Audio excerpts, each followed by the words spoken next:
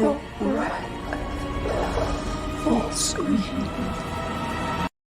I say every day it's a getting closer to taking a bath with my fucking toaster.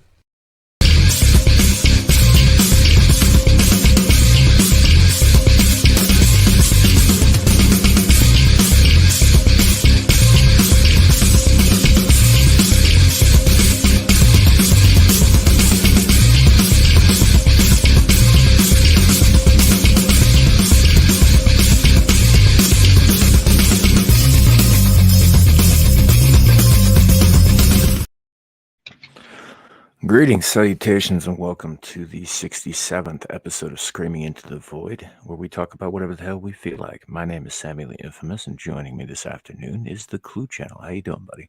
Salute.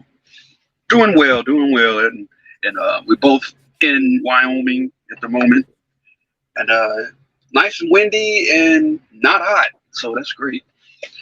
Yeah, but it's always windy. Oh, that's every day. Yeah, it's funny because other states will get warnings about like 30-mile-per-hour winds on the highways and all that, and like 60-mile-per-hour winds is a Tuesday here. Like that's a breeze. Yeah. So, glad to hear you're doing all right. Sorry about the delay, folks. There was some stuff going on that had to be taken care of behind the scenes, and it you know how it goes. Sometimes stuff just piles up. So here we are. We are expecting green-haired anti-liberal to join us at some point, and I'm pretty sure Legion is going to be here at some point as well. But otherwise, it's Saturday afternoon, end of summer. People are out with their families, that kind of thing. So we're gonna, have us a good old time and talk a little bit about Canadian Nazis. Yay!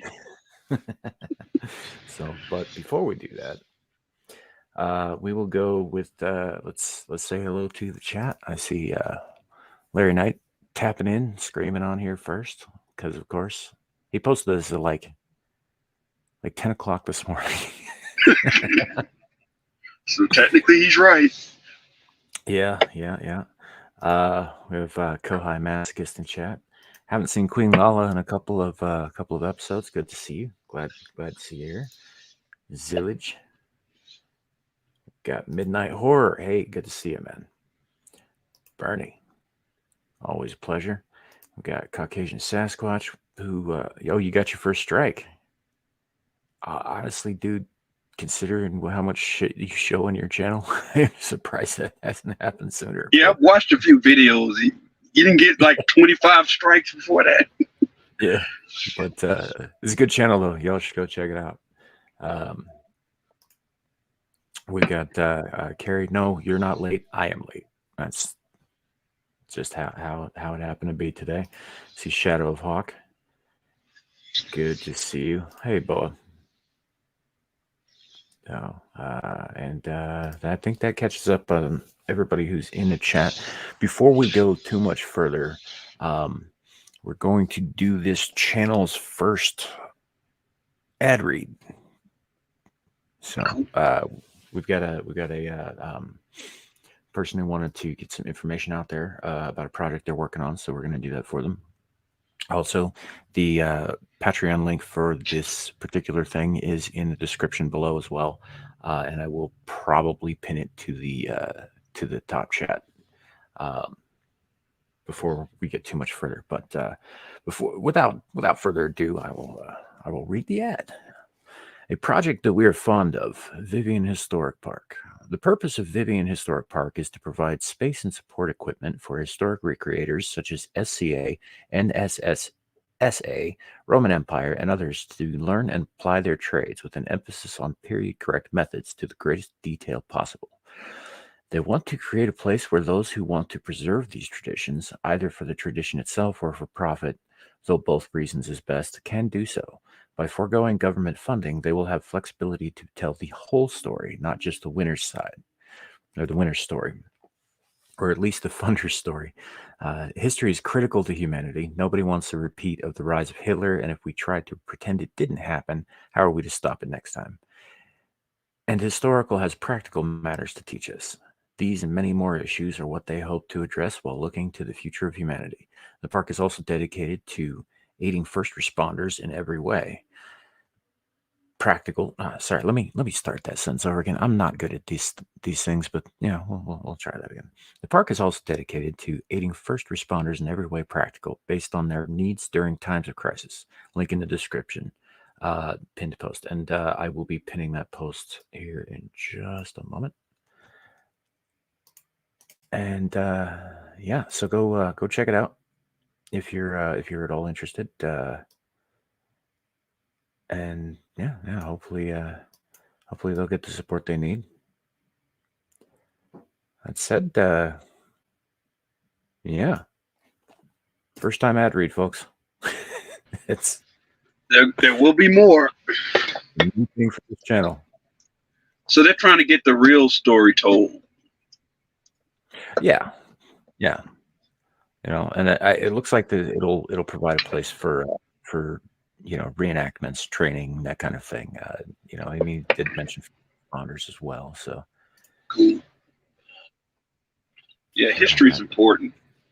it is, especially now since they're trying to rewrite it. Yeah. Yes. So they will be we will be doing that probably bi-monthly, reading through that and posting that link up so that people can see it and get to it. And Carrie says it sounds okay, I guess. So yeah, I mean, It's good. It's good for him. Coming from him, that's a compliment. So what Sam is saying is get my book finished and pay him to give the honest truth about it. Yeah, I can do that. I'll take your money. Like I'm easy. Hey, Luke Castley, good to see you. Yeah, I think so. Hopefully I didn't flub over the words too much. Sometimes my reading skills, my out loud reading skills, are on point, and sometimes they're not. So hopefully I'll do it better next time. But yeah, go check out the link. It's in a pinned link in the chat, and also it's in the description below. On the Samuel the Infamous channel. I know we're streaming currently also to Legion Talk. I believe that it's in that one as well, but I could be wrong. I'll have to fix that later. Or have Ryan to fix that later. Anyhow, go on. That's true. It's true. $20 is $20. So, yeah, that's kind of a dickheaded thing to say, buddy. I get paid $0. You multiply that by 300%, it's still $0.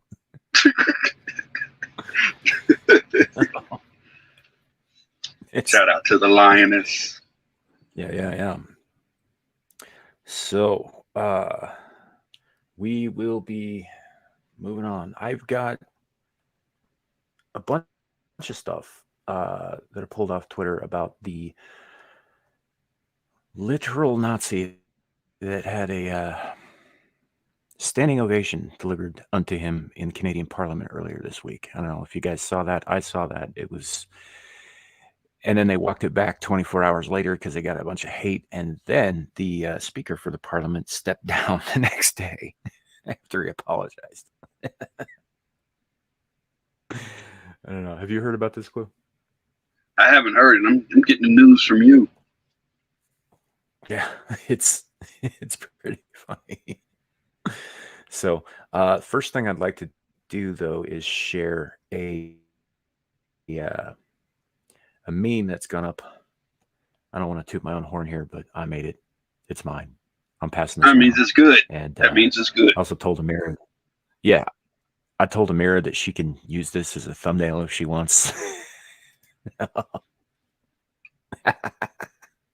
I'm pretty proud of it. Oh, golly. And yes, that is the actual man, Yaroslav Hunka. That is him in the picture. As he was whilst receiving his applause. Seal clap. obviously the SEALs are supposed to be, Parliament. That's But, offensive. That could I'm sure it offend is. somebody. Well, that's kind of the point. That's what we're going for here. What do you think about Canada?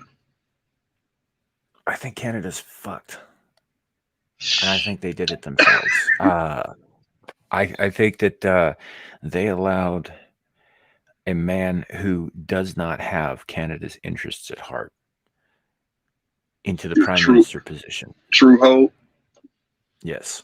And I think that they have given him too much power, especially over COVID, gave him too much power. And he is not going to let that go. I think we're looking at a fledgling dictatorial situation on Canada's hands, rather, which does, of course, make it the United States problem because Canada is literally adjacent to us, and that. I mean, the good news is Canada can't take us in a fight now, or nope. At least not since the War of 1812.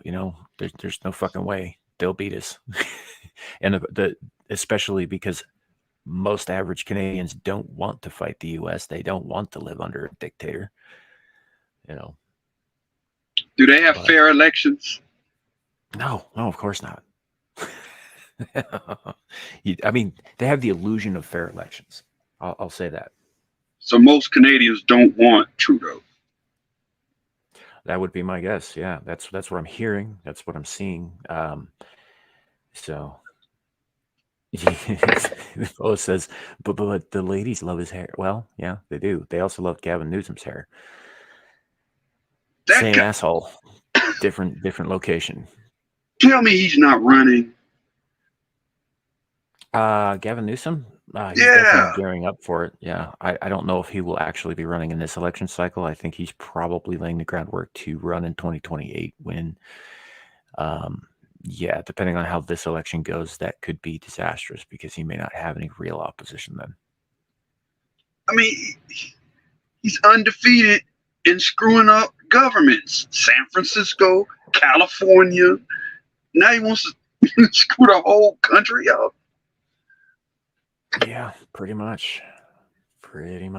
So it's an ugly business, but I do want to play this other thing. This guy. So what was the dude's name? Anthony Rota, the Canadian House Speaker. Anthony Rota resigned after the whole. We did the seal clapping for a guy who fought the Russians in the 40s. We didn't Google his name to find out that he was part of the Waffen SS. So somebody put together a apology piece, which is fantastic in the way that basically they took the footage of him announcing the guy in Parliament to be applauded, to be, lauded as a hero who fought against the tyrannical Russians. But they took the actual audio from his apology and dubbed it into this video. It's hysterical. Oh boy. Enjoy. We have here in the chamber today a literal Nazi.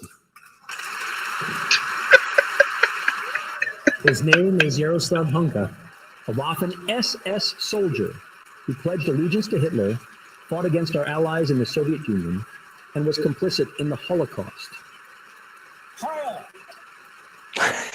This man's a criminal. Not a great look for us. We have here in the chamber today. That's like a bad lip reading. That channel Bad Lip Reading. Yeah. Oh, it was fantastic. And I do believe that those were, some of this was obviously spliced from different things. And whoever put the Heil in there, that's pure genius. But it was good. So that's his voice. That's his voice. That's his actual voice, but in different clips and instances. Well, in two particular ones, the one when he actually announced Yaroslav, and the second one was from the next day apology that he gave right before he quit being the speaker for the Canadian Parliament. Like, he threw his hat down and he's like, yeah, we fucked up and I quit. Yeah, and Canada or Canada, they're fucked. Yeah, it's just, excuse me, they're pretty screwed. The fact that they didn't bother to, excuse me, just 1 second. I say every day. Yeah, don't smoke, kids. That's not good. You end up with random coughs at inopportune times. But the fact that they didn't check this, like they claim that they did not check this guy out first, right? Being a government organization, I kind of could believe that. But being a communist dictatorial government organization, I kind of think they're lying when they say, oh, well, we didn't know. And it's like, I mean, you didn't Google the name of the guy that you brought in to applaud on national fucking television? They knew. That's how he got the job. Yeah. Which is, I mean, it wasn't incompetence. It wasn't a fuck up. It wasn't some kind of oversight. It was deliberate. They were letting you know, Canada, who they are.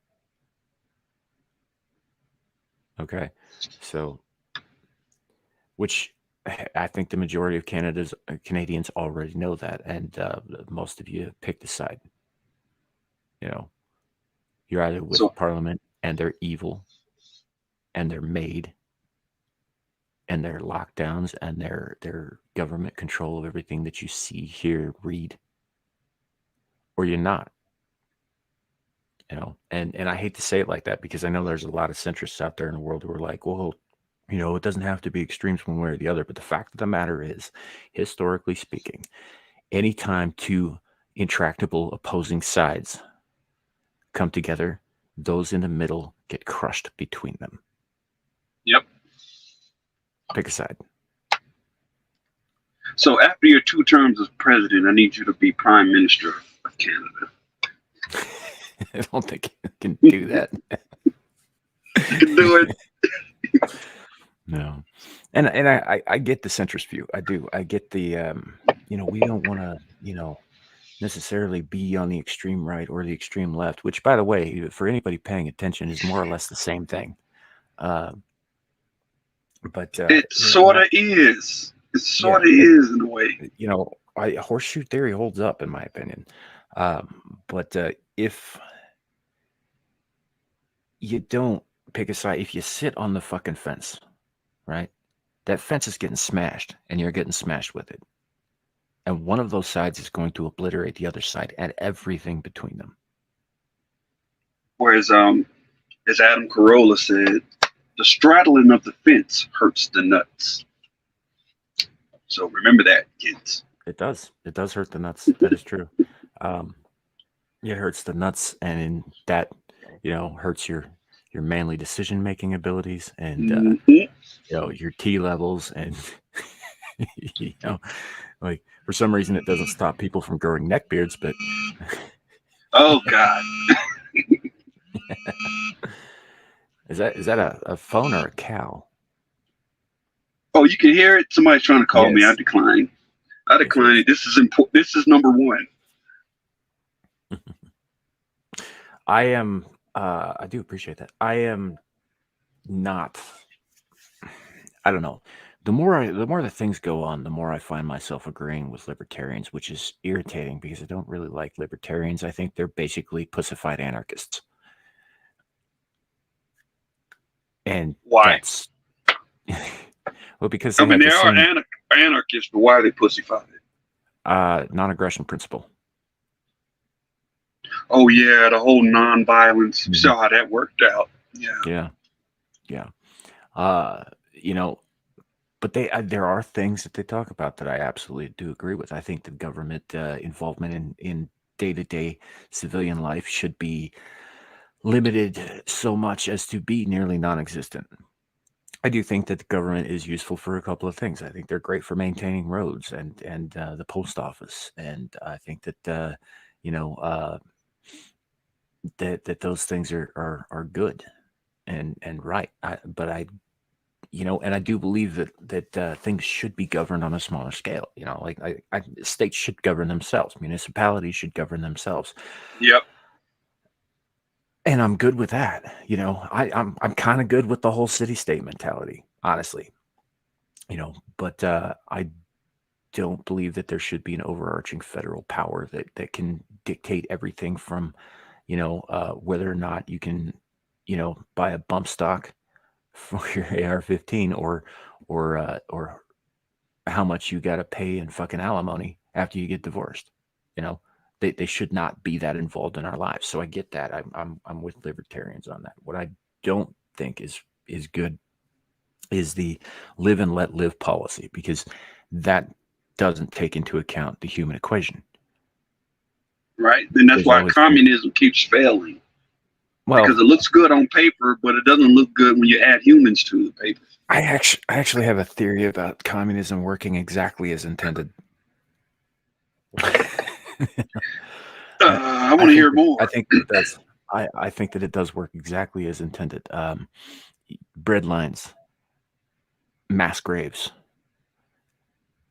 the boot of the authoritarian on the neck of the proletariat, I think, is exactly the goal. And they're just lying about what the goal is. But it's for workers. It's for better working conditions. But that's a lie. See, that's what liars do. They tell untruths, and then they exploit you when you believe them. And I think that communism has worked exactly as intended every single fucking time. I think that's what it is. It's a doctrine of death and of slavery. But they try. I guess the United States, they got the new and improved communism 2.0. This one's going to work. This one's going to be the first one that works. Well, again, that's the lie that they tell you. But if we continue down this road, we're going to end up in the exact same place that the Soviet Union did, that Mao's China did, that Venezuela did, that Cuba is still in the fucking throes of. You're going to end up with people getting, lined up to dig a big fucking hole and then get shot and dropped into it. And those who don't get shot and dropped into it will be sitting on a street corner in line for weeks waiting for a fucking hunk of bread. Damn. That is the end result every fucking time. And I think that is the actual intended end goal. Did Mao kill more than Stalin? Over time, probably, yeah. The numbers are a little unclear because the Maoists did not keep excellent records about the numbers of deaths, and in some cases they deliberately fudged the numbers. Stalin killed, throughout the course of his reign of awfulness, anywhere between 20 and 60 million people. Right? Again, the numbers are not 100% accurate on that with the Holodomor and the purges and all of that stuff, because they didn't actually write down every time they did something to somebody. That's one of the reasons that we have specific numbers for the Nazis, because among all of the other horrible shit that they were also excellent record keepers. Some of the best the world have ever seen. They wrote everything down, whereas the Russians, the USSR, did not. And so our best guess is somewhere between like 20 and 60 million people. It may be higher than that. Mao's China, with the Great Leap Forward, with all of the farmers who were either shot or starved to death, you're looking at closer to 60 to 110 million. Shit, I can't conceptualize that. Yeah. And that's all 100 million is a third of the United States. Yep. And that's all within the last century. And it's just two powers. That doesn't account for what happened with the Germans. That doesn't account for what happened with the Japanese and the Koreans and all of that. That doesn't account for Pol Pot, who I think was responsible for 2 million deaths. It doesn't account for any of the other horrific things that happened. That's just those two powers both of whom subscribed to modified forms of Marxist doctrine. But we still think it's a good idea to be Marxist. Oh, That blows my mind. The communists will tell you that capitalism has killed way more people. That's funny. It's a good one. It's a good one. I think it's a really funny joke. I mean, because they'll be like, "Oh, throughout all of history, capitalism has always been killing." It's like, I don't think you understand that capitalism is not the same as serfdom or feudalism or any of those other forms of government that have existed since the dawn of goddamn time. Like you go back in time, people have died as a result of capitalism. People have died as a result of every single ideology humanity has ever dared to entertain. Yep. And that's a fact. People die. People hurt other people. That's part of human nature. And that is why I disagree with the libertarians about the live and let live bullshit. Because you may want to live and let live, but that doesn't mean your neighbor's going to do it. That's right. What if they have an issue with how you're living? You're going to let them live on you? What if they have an issue with how much more grain you have than them? Yep. What if they Which is want your why house? UBI is bullshit. Yeah. UBI is bullshit because day number 2 of UBI, the question is, well, yeah, you're giving me $100,000 a year that I don't have to work for, but I'm more important to him. Why is he getting $100,000? I think he should get $80,000. Then there it is, conflict. Yep, and that's always going to be a thing, and the whole. So with big L libertarians, and I understand that there's supposed to be a difference between them and little L libertarians, have this thing called the non-aggression principle, where they, speaking of little L. Hello. Hey, gal. Welcome to the show. The girl with the cool name. What's up? Not much. How are you? I'm cool. So they have a thing called the non-aggression principle, which basically states that, not to violate the personal property rights of another person ever. And the personal property rights include your house, your body, your, everything that you are. And that encompasses all of your rights as personal property. That's the only real right that they believe in, but they think that covers everything. The problem with that is that if somebody else comes along and they don't share that ideology and you want to be a pacifist about it, you are going to lose and they are going to take whatever it is from you they want to take. Yep. It's that simple.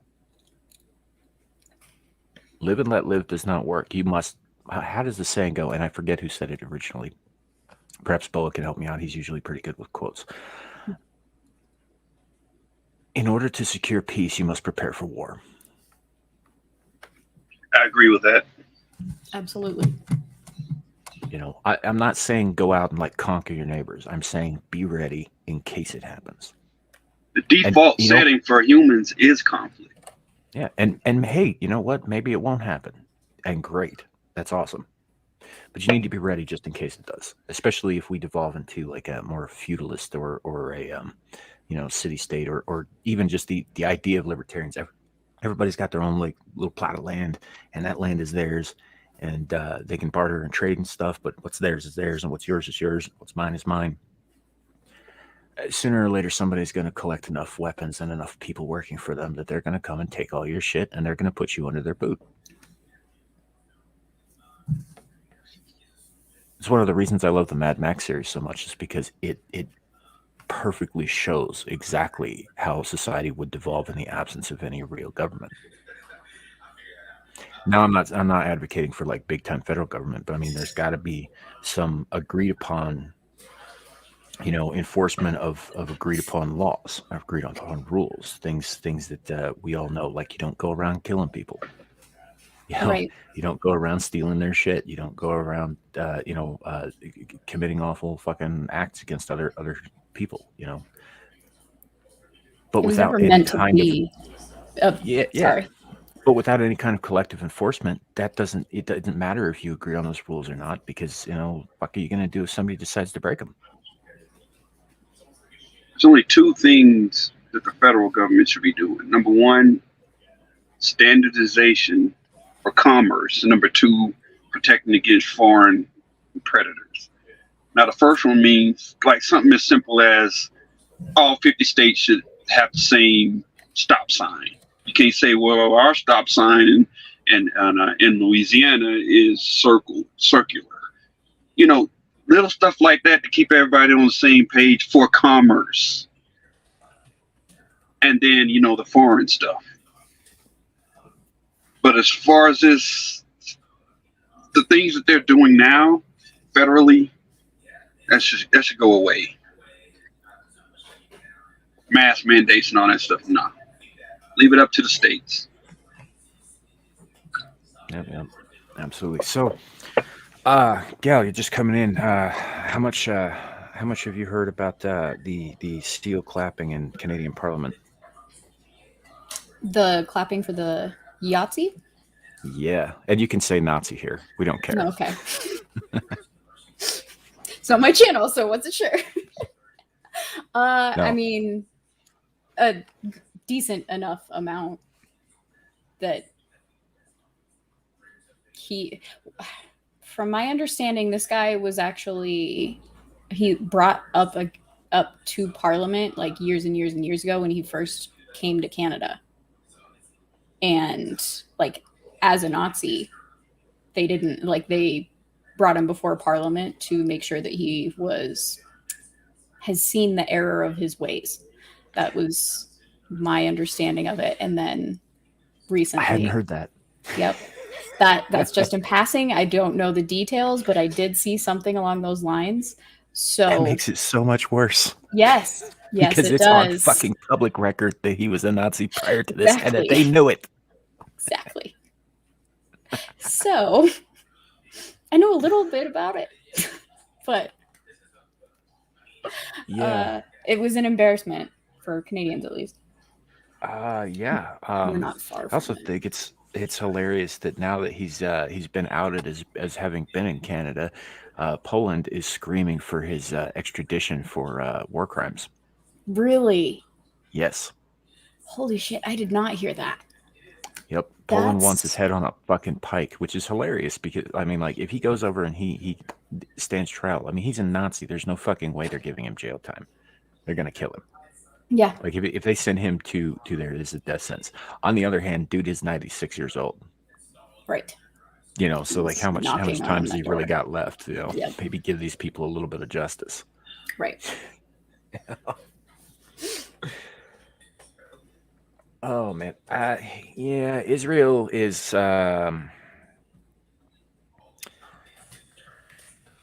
not the only country that was affected.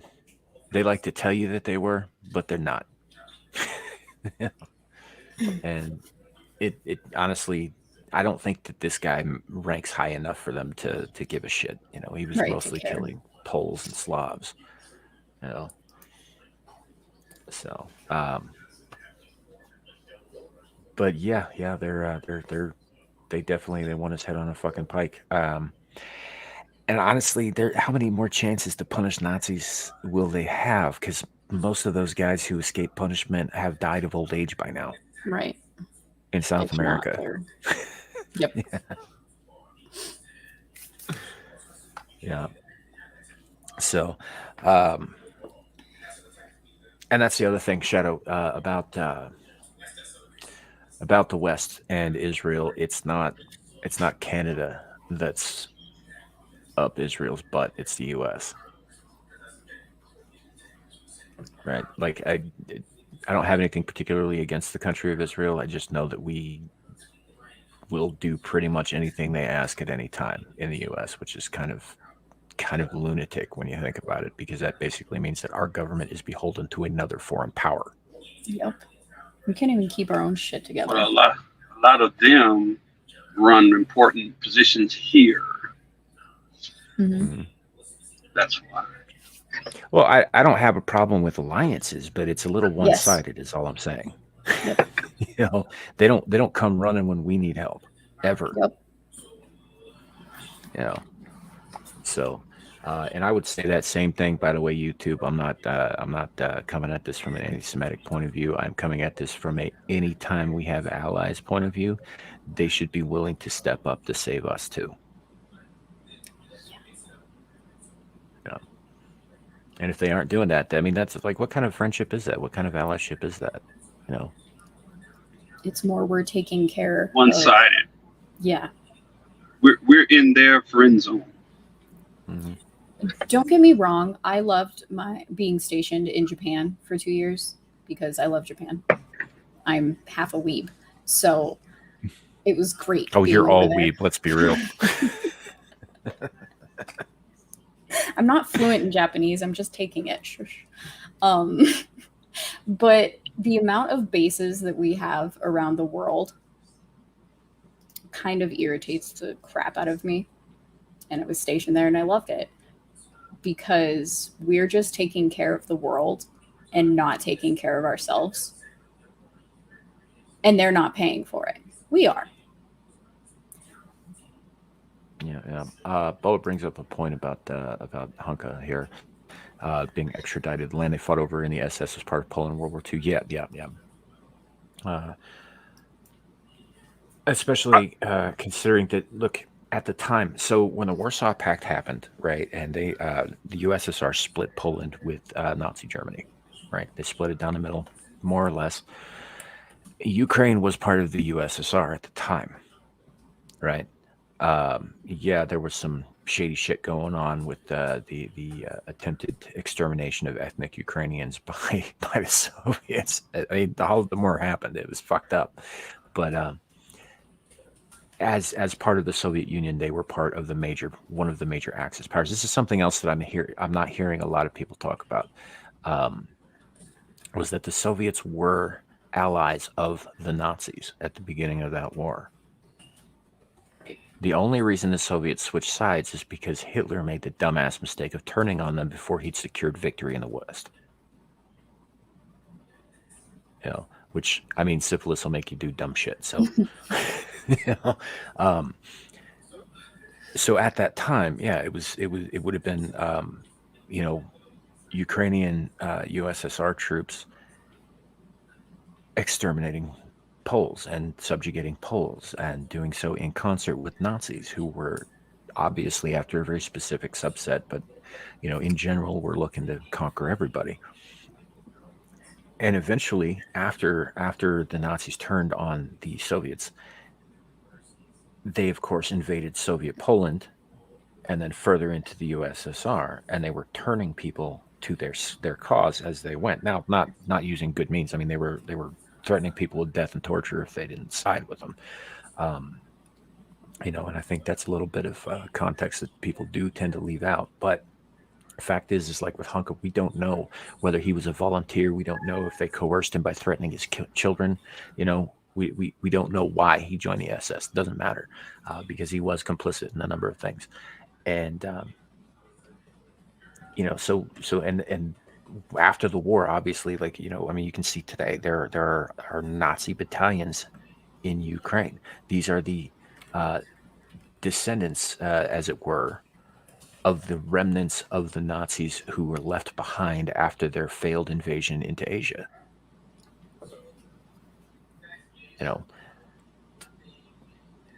but there's just like, yeah, those guys. So they would of course be wanted in Poland, I guess, is where I'm going with that. I don't know. I kind of lost my train of thought there in mid thought. I do that all the time. So it's a whole shit show. All of World War II was a shit show. It was a mess. It was all over the fucking place. You know, out of you know, China was our ally at the time. I didn't know that. I thought they were always enemies. Well, they had been invaded by Japan, who was an ally of Germany. Yeah, they're Axis, yeah. Yeah. I didn't know that either.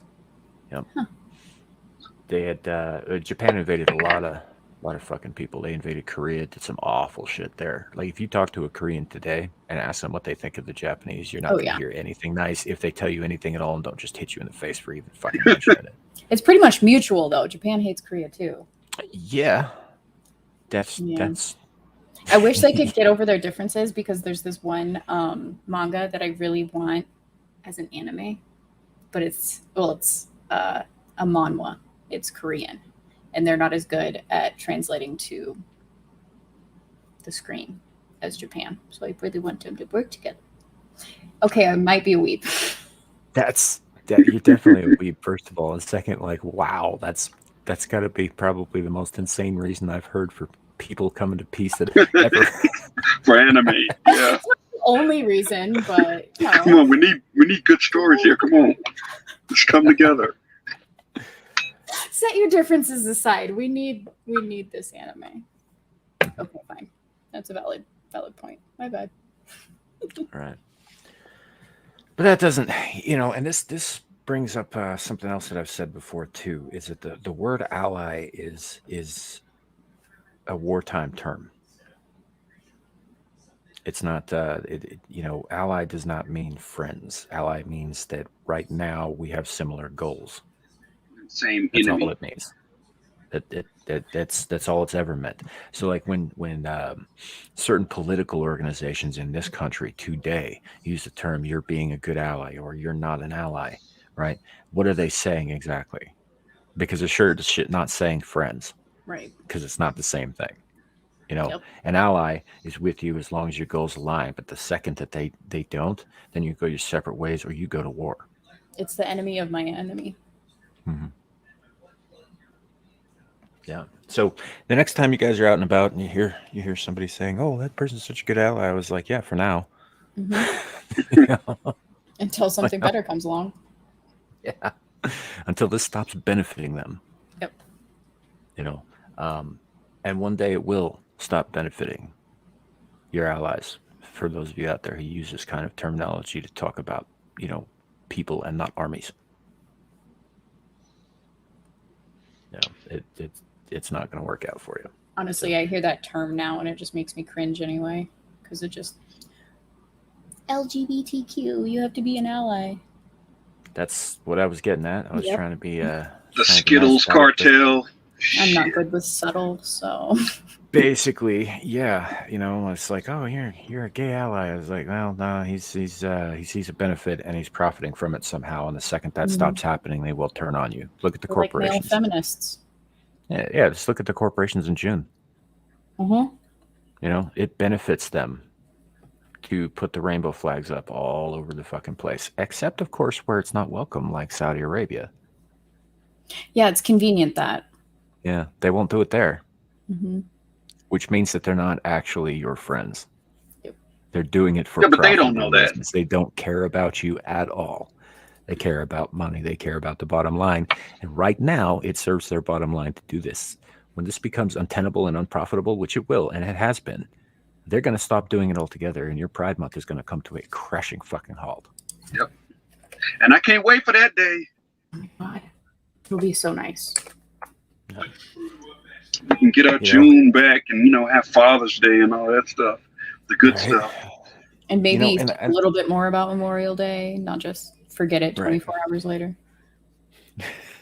Well, and I don't say this with any real malice. I mean, I'm not in favor of the gay parade. I'm not in favor of any really PDAs in public for any reason, for anybody. I don't care if you're straight or gay or what. I don't think you should be doing anything like that where kids can see it.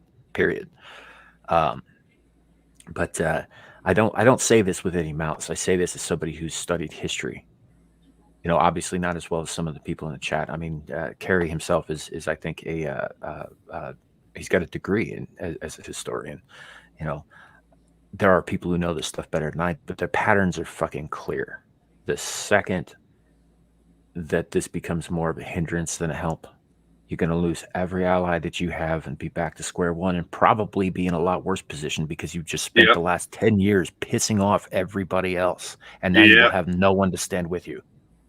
Yeah. Well, I mean, you kind of see it right now. Like it was starting a few years ago when parents were waking up to what the hell was going on in schools. Like, and then that San Francisco choir just coming out and saying that, yeah, we're coming after your kids. Like the 20 years ago, is my math right? Whatever. Over 20 years ago when the religious right was saying they're just coming after our kids in the 90s. You see that now, and it, like, I don't want there to be an overcorrection, but at the same time, Yeah, I don't know. dude, there's absolutely going to be an overcorrection.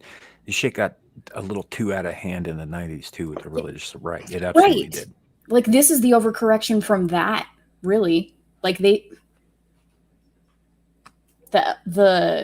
T plus tends to still think we're in the 90s, or that's what they're using as an excuse.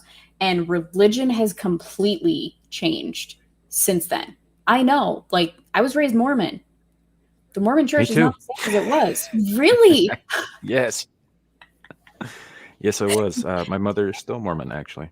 Yeah, my dad, who my entire life I thought was atheist, but he, like at least he didn't go to church with us, is now in the church, and my parents and my oldest brother are sealed in the temple. Like, but the church has changed. Like, yeah, I get it. I lost my. I walked away too. I walked away a long time ago. I was very young, but yeah. Yeah, I mean, I haven't been to church since I was 18 and at my parents' house. Actually, I was 17 at the time, so I went to the dorms and. Like 22 when my last time. Yeah, I mean, technically, I did go to church, but that was in boot camp because if you didn't go to church on Sundays, you'd have to be with the drill instructors. So everybody was religious in boot camp. Like everybody. But honestly, like no matter what. Well, I don't want to say no matter what church, but at least with Mormons, I was raised Mormon, so I know, like, they're good people. They have their pluses and they have their negatives. Just like every other group of people on Earth. Yeah. Yeah. Good people Nazis, on both they were sides. all bad. Good I'm people gonna on both sides. My there's an alarm going off. I'll be back. Yeah, yep. But no, that's a true point. It's everybody's got good people and they've got bad people. I mean, that is a fact of herd mentality, of group mentality. You're gonna attract people who are either good for you or bad for you. It just happens. There are plenty of people who are just kind of meh too, but yeah. She gets back. I was going to tell her I was like one of the founders of this show. Actually, is a practicing Mormon, but. Oh, there she is.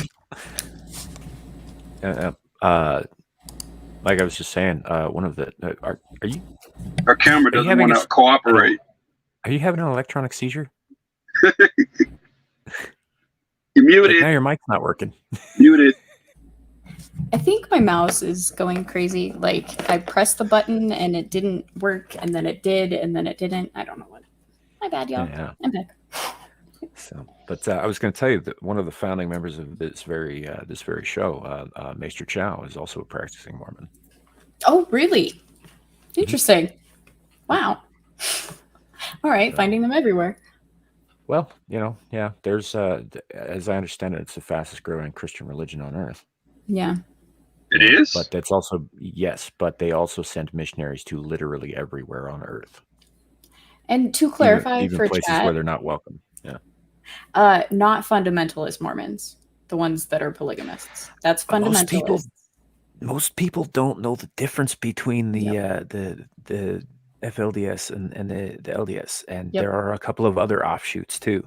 I never heard of FLDS. I never heard of FLDS. That's the fundamentalists who want to marry multiple women. Those are the guys who live in southern Utah in little enclaves in the fucking canyons and shit, and possibly eat people. Yeah. That last part's probably not true. I'm just making that up, but I mean, I don't think I'll be joining that one. Yeah. Carrie, I wasn't saying that you don't know the difference. I'm saying that most people don't know the difference. They hear Mormon, they think, it's all blanket thing. They don't understand that church is also schismed like all churches do.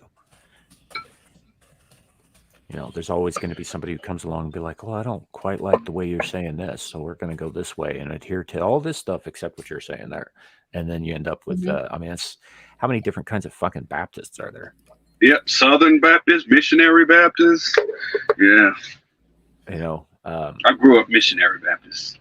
Shit, even the Catholic Church prior to Protestantism split into two major churches. The Holy Roman Catholic Church and the Eastern Orthodox Church are basically the same church. Hell, the Church of England is identical. Yeah, I was going to say, where did the Church of England except come in?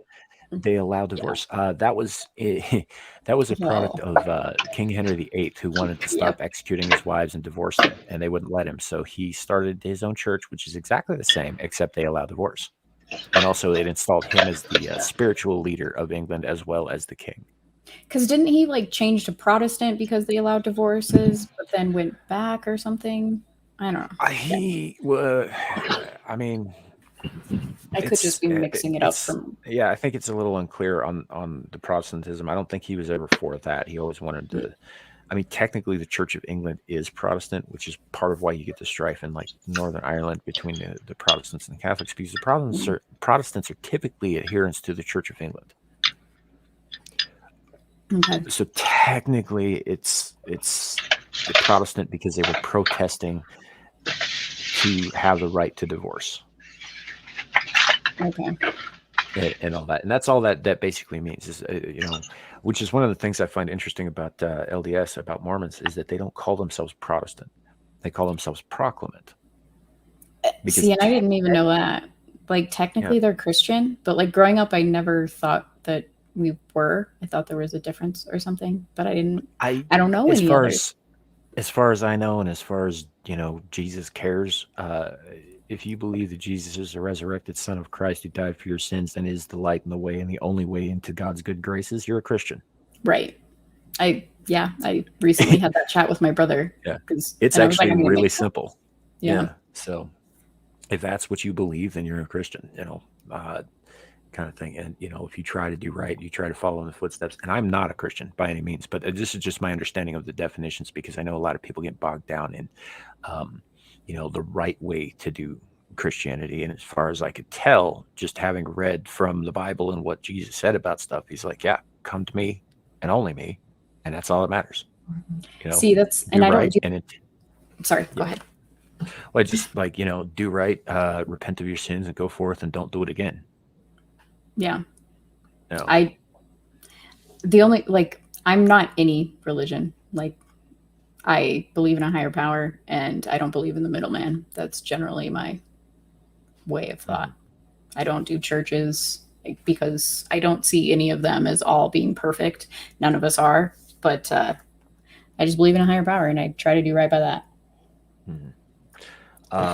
Bo brings up the reorgs, or the which were another major offshoot.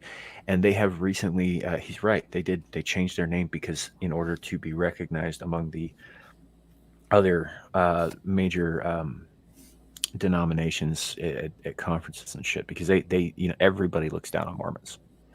All the other denominations are like, oh, they're not Christians, they're a cult, blah, blah, blah. And I was like, you could say the same about all you two fuckers. Yep. Here's the thing. The reorgs actually renounced the Book of Mormon a few years ago and changed their name to this in order to fit in. It's interesting. It's an entirely political move, which I think shows weakness of faith and character. Right. If you're going to renounce the fundamental, basic building block of your entire faith because somebody else doesn't fucking like you, then your faith wasn't that strong to begin with. Right. And you deserve to be mocked and ridiculed for weakness of character, in my opinion. And I would say that of anybody in any religion or faith or creed who, if you are willing to if you say that you believe in something, if you say that you practice something, and you publicly renounce that and you go back on what you said because you're, coerced into it, or because you're not popular enough, or because you want to fit in, or whatever the reason is. I mean, I get that there are certain things, during the Spanish Inquisition, people were tortured into admitting that they were heretics. And at a certain point, physical torture, this is why we don't use torture in interrogations anymore, is because it doesn't fucking work. At a certain point, they're going to tell you anything that you want to hear just to make it stop. And that's not what I'm getting. That's not what I'm talking about. Like, people who were tortured and obviously into confessing that they were, sinners and all that stuff by the Spanish Inquisitors. That's not the same thing. If you're being pressured by, a coalition of Baptists and Lutherans because they don't like your fucking book, and they don't want you at their parties, and you want to be at those parties, and you renounce your fucking faith, basically, just to go to those parties, fuck you. Yep. Absolutely. Like it's if the lack of conviction I don't support. Right, absolutely. And I'm again not a Christian. I don't particularly subscribe to that sort of thing. But like you were saying, I was raised Mormon, and I do have a better understanding of what they believe and why than a lot of Joes on the streets do. Yeah. I mean, how many times have you heard all of the fucking weird ass rumors about them? Oh, I know. I get a little defensive, and I don't believe everything they believe. And there's some weird shit. But and look, I'm good with talking shit about people. I don't care if you want to talk shit about people, but at least be as accurate as possible about the shit. Don't just make shit up. Yes. If you want to make fun of the magic seeing stones, do so, because it's in there. You want to make fun of the special underwear, go right ahead. That's the thing. Yep. But as far as the they'll talk about like, oh, they're all polygamous. I was like, actually no, they don't practice that because it's against the law of the land, which is one of their basic tenets, is to follow the laws of the land that they're in. Yep. I mean, and they even have cool shit where technically there's a religious explanation for aliens with the terrestrial, telestial, and celestial levels of heaven. If you're in the highest level of heaven, you can create your own worlds. And boom, aliens exist. Yeah. That one was all about special underwear. Okay. I've seen the one for men. That looks gross. It just does. Always thought it was weird growing up. I've never even seen it because my dad didn't practice until I was an adult. So I never looked at any of it. So you got one up on me. The underwear? Yeah. No, yeah, never even seen it. I have seen them. They're not that different between the sexes, really, aside from obviously built for different bodies. But it's basically like sheer, underclothes is all it is. It's just, an extra layer between you and everybody else. It's supposed to bring you closer to God. Here's the thing. It's a symbol of a covenant, right? Yeah. The Jews cut the tips of people's dicks off as a symbol of a covenant. Ouch. Right. So I in the grand scheme of things, magic underwear is pretty fucking harmless. It's true. Yeah, that is a very, very good point. To be fair, Mormons also practice circumcision. It's like the point is this like, yes, there are covenants, and then there are covenants, Mm-hmm. Yes. And this is the whole underwear thing is it doesn't bother me in the slightest. It's just like I don't see that as any different than a Muslim wearing hijab. Is your name still on the list? Have you had any missionaries come to your door to get No, you? I had myself removed from their list when I was 18. Recently, I swear it's every 2 years or something. You can have yourself removed from the list. Yeah. But as a member, or as a person to be proselytized to, yeah, they go door to door. But if you ask them to, take you off their list and then not bother you again, as long as it's a correct address that you give them, they will leave you alone. Okay. I didn't know that. And as the list I'm referring to, having myself removed when I was 18, so I left the church when I was 12, and when I was 16, I decided to go have myself excommunicated because, as in removed from their register as a member and all that stuff, as opposed to just being inactive, because I don't believe, and I didn't want to be counted as one of them on their records or otherwise. So I went when I was 16, and as it turns out, you need, if you're underage, like anything else, you need a parent's permission in order to go through with that because it's a big decision. Yeah, that's interesting. Well, my father didn't care one way or the other enough to even talk to me at that point. So there's no way I was getting it from him. And my mother is still very much practicing and was very much against that decision, and still is to this day. Yeah. So they wouldn't let me do it then. So I came back the next year, and I was still underage. I was 17, and they said no again. So I came back the following year after that, and of course, being a legal adult, they could no longer say that was the reason they weren't willing to do it. But they did give me, like, when you click on a program and it asks you if you're sure if you want to make this change, and then it asks you 18 more fucking times. It was kind of like that, and I was like, yeah, you were here last year and the year before when I came back on the same day to have this done. Yes, I've thought about it. Yes, I'm sincere. Yes, I don't want to be part of your organization any longer. And so they finally conceded and did everything they could to talk me out of it. But eventually they had to let it happen. So I have been officially off of their church registry for longer than I had been alive up to that point. At this point, Yeah.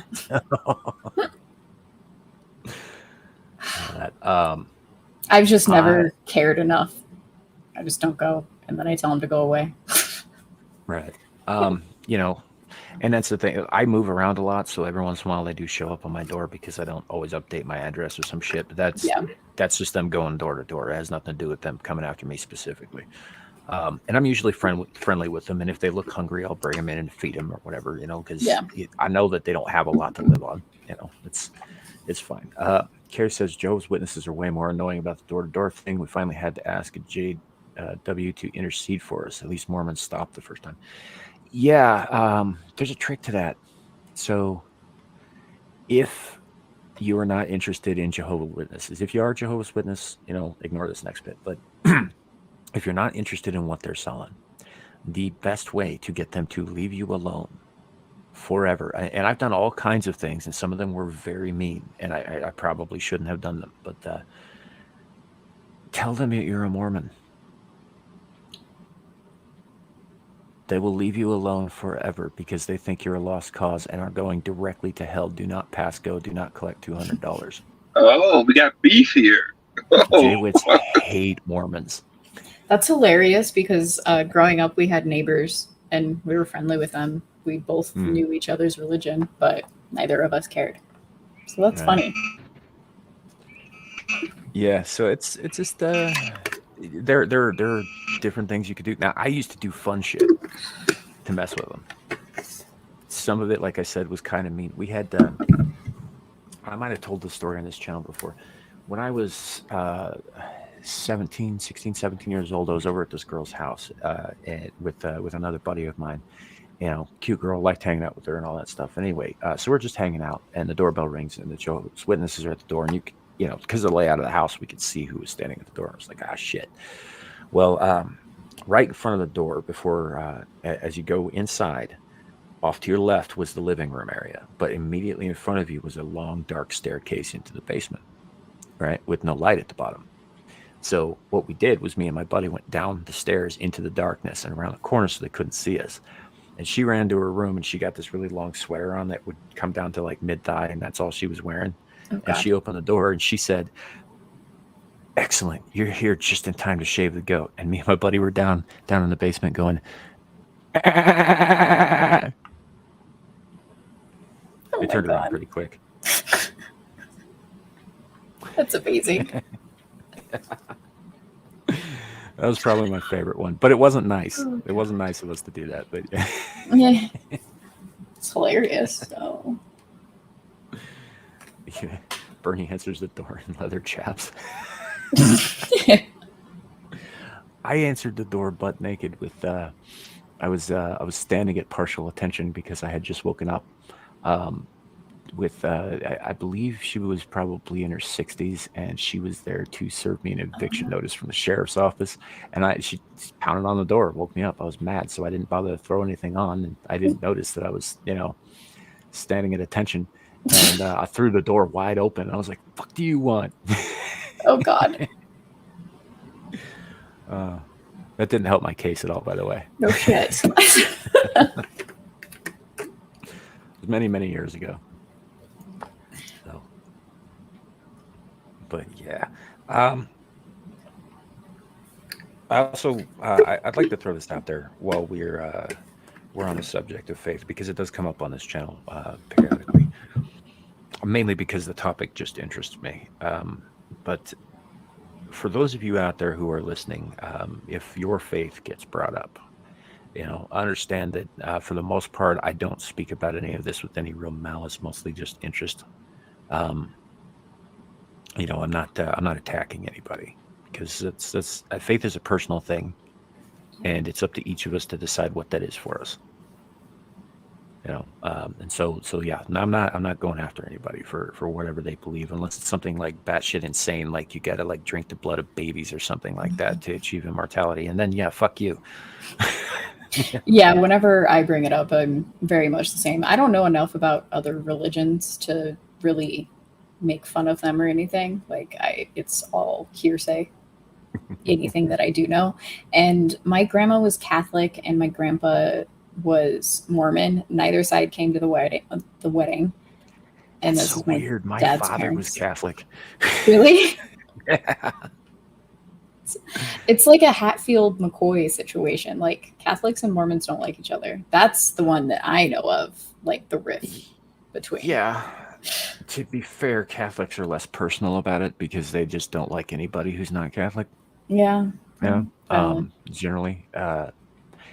They also don't like it when you point out that most of their rituals were stolen from fucking pagans that they wiped off the face of the earth, but whatever. But it's true. Yeah. I don't hold that against current Catholics. They weren't there. They didn't do shit, Yep. So, but yeah, it's always interesting when you get that kind of rivalry. I don't know. And the Mormons, generally speaking, are nicer about these things than others are. Too. Yeah, like they're a bit more understanding. It's part of the credo. It's just like, well, we think you're wrong, but you go ahead and you be wrong. They'll pat you on the head a little bit. Yeah. It's a little patronizing, actually. Be wrong in your own way. Yeah. It's almost a little bit insulting, but they don't really mean to be insulting, and it's just Yeah, but they're different. Yeah. It's never out of malice with Mormons. Yeah. My Catholics, on the other hand, yeah. And I try to keep my bias out because, like, Mormons don't believe in the Trinity. Like, there's certain things that I just don't understand from Catholicism because I was raised a Mormon. So, yeah. Well, let's clarify that Mormons do actually believe in the Godhead, which is the Trinity, but they don't believe them as multiple aspects of a singular being, as the Catholics do. Yes. It's that God, the Father, Jesus the Son, and the Holy Spirit or the Holy Ghost are in fact three separate beings, and God is God, and the other two answer to and work with Him, but they are right and left hand, so to speak.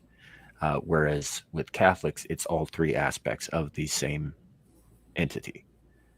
And actually with a lot of Protestants too, they don't draw a distinction between them any more than like, oh well, if I hear and whisper in my heart, that's the Holy Spirit, but it's God talking, kind of thing. Or Jesus himself was God come to earth. And I was just like, that's some serious Lovecraftian cult shit. That's the Lovecraft. No, hear me out. So a being that is beyond us in all ways, time and space and eternity and all of that, decides to knock up a mortal woman to give birth to himself.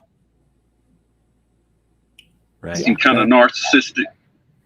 It seems a little weird to me. I'm just saying. So it makes more sense to me if you're going to believe that Jesus was the Son of God, that he was in fact a separate person.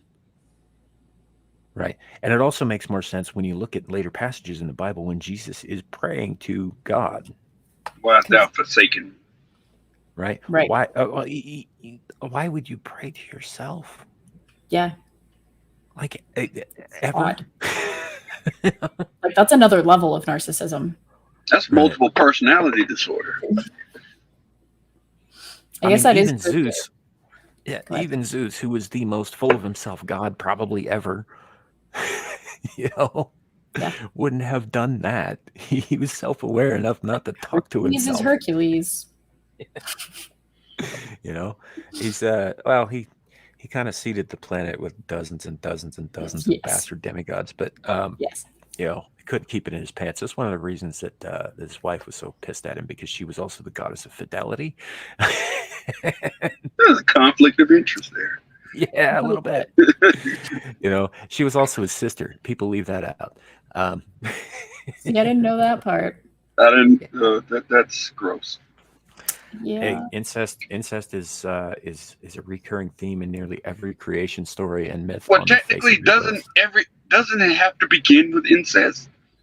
That's if Adam and Eve are the first, then somebody's got to be fucking somebody's sister and brother in order to keep this thing going, right? Yeah.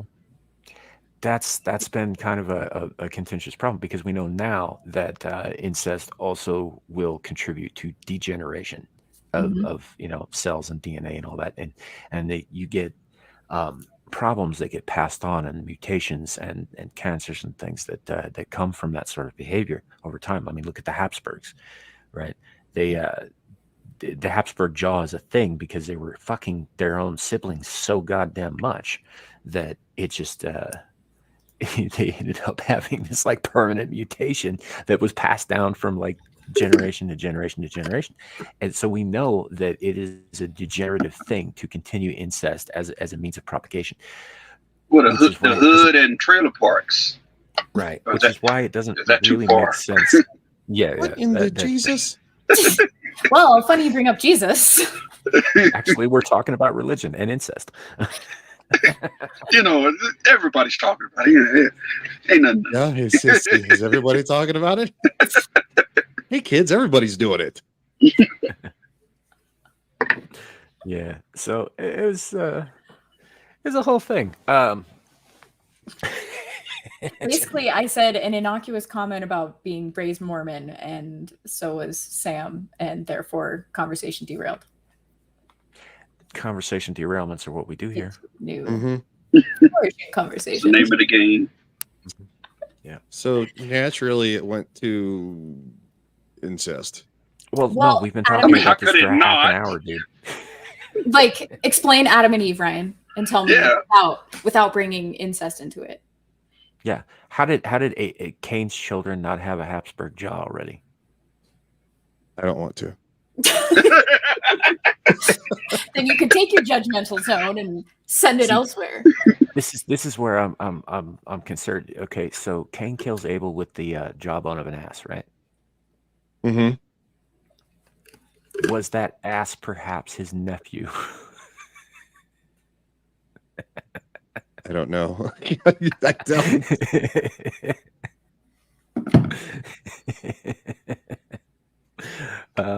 Yeah, I'm gonna repeat that joke at some point. But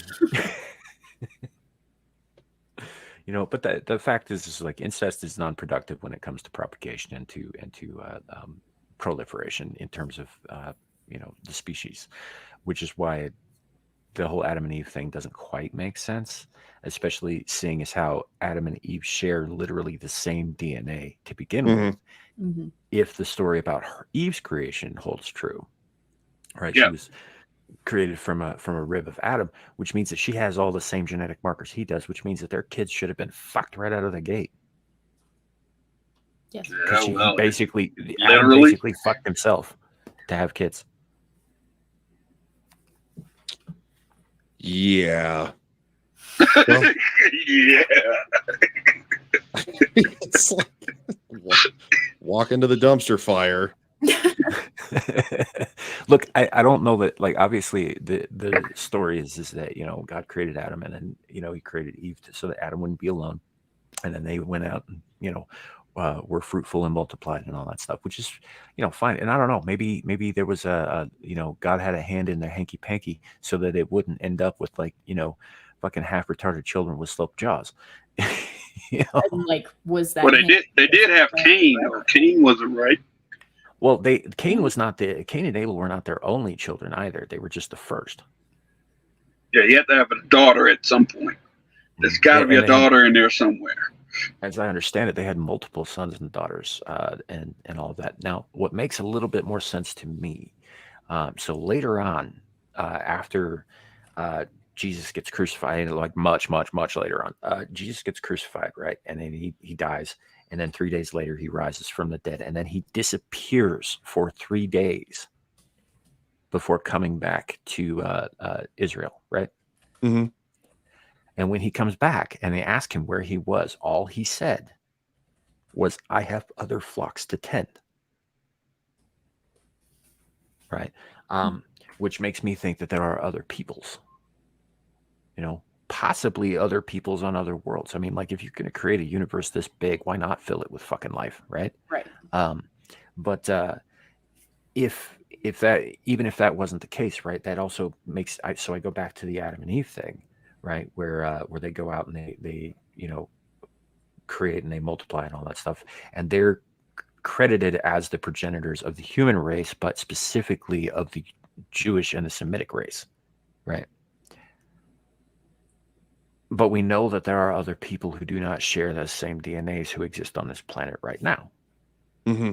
So what I'm thinking is that Adam and Eve may have been the first of their line, but they were not the only people that were created, but they were, of course, the people who wrote down the stories and the records and all of that later became the Bible. So perhaps Adam and Eve were created, but there were other people who were also created in other places, and eventually the children of Adam and Eve.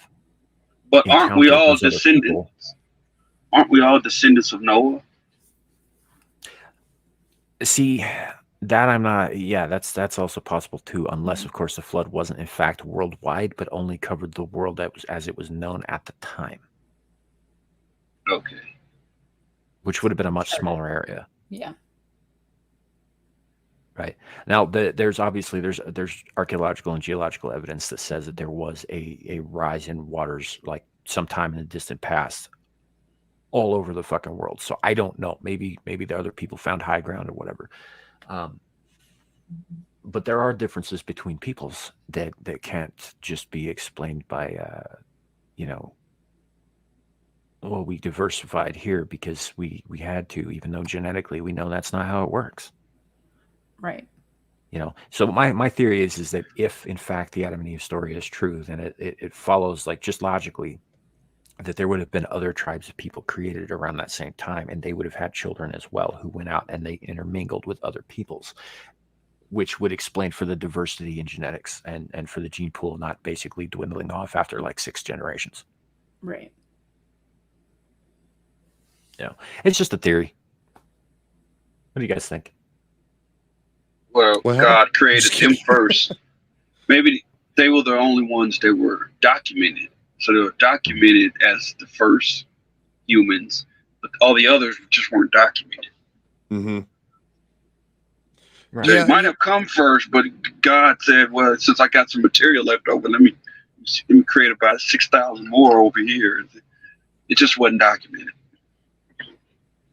Right. Well, the way I look at it is that if God is in fact the creator of everything that we see and everything that we are, right, then that follows that God is a scientist, right? Because he'd have to have basic understandings of genetics, of physics, of thermodynamics, of all of the things that happen. Like, he'd have to know the sciences inside and fucking out in order to make things happen and to make things work, right? Dude did have to know all about nuclear fission to make suns happen. Right. So like he'd be the creator of all that. Right. So if he was in fact the creator of all that, then he would also understand that genetics must be diversified or they will cancel each other out. Right. Right. So it doesn't make it makes more sense that he would have created other flocks, as it were, in order to make sure that that Habsburg jaw doesn't happen, which of course later it did, but that was mostly human stupidity. Right. Human flaw. Well, yeah, I mean, technically too, if I guess if you want to go this far, it kind of goes to the fact that after man, basically we shot ourselves in the foot, is kind of when all these things started happening to us, right? We were cast out. I mean, whether you believe it or not, there is evidence to suggest that obviously in the region there was some type of a great flood roughly back then. I mean, you can do soil samples, deposit stuff. So it just, I think it's all up for obvious interpretation from a people that lived a long time ago, trying to understand their world. Now, does that make me think that God doesn't exist? No, I don't. It doesn't. I think it just,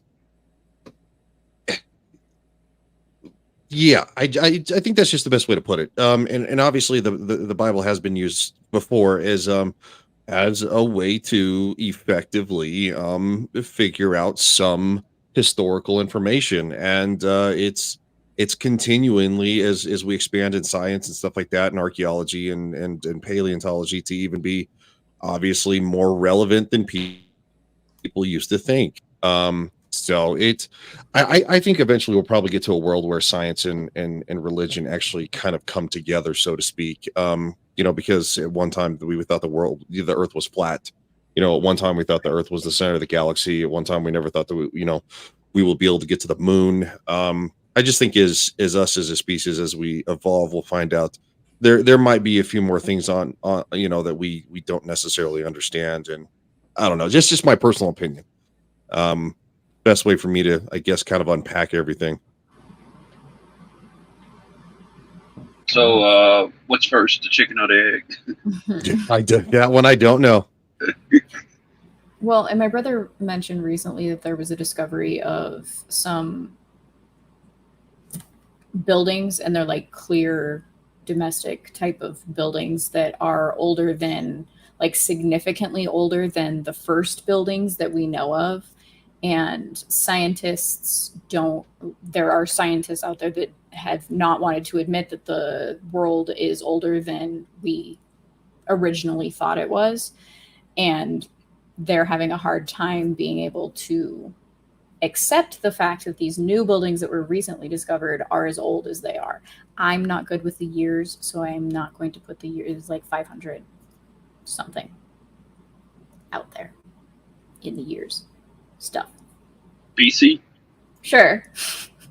Like, I need that memed, Kohai. That comment that you see right there on the screen. I need that memed.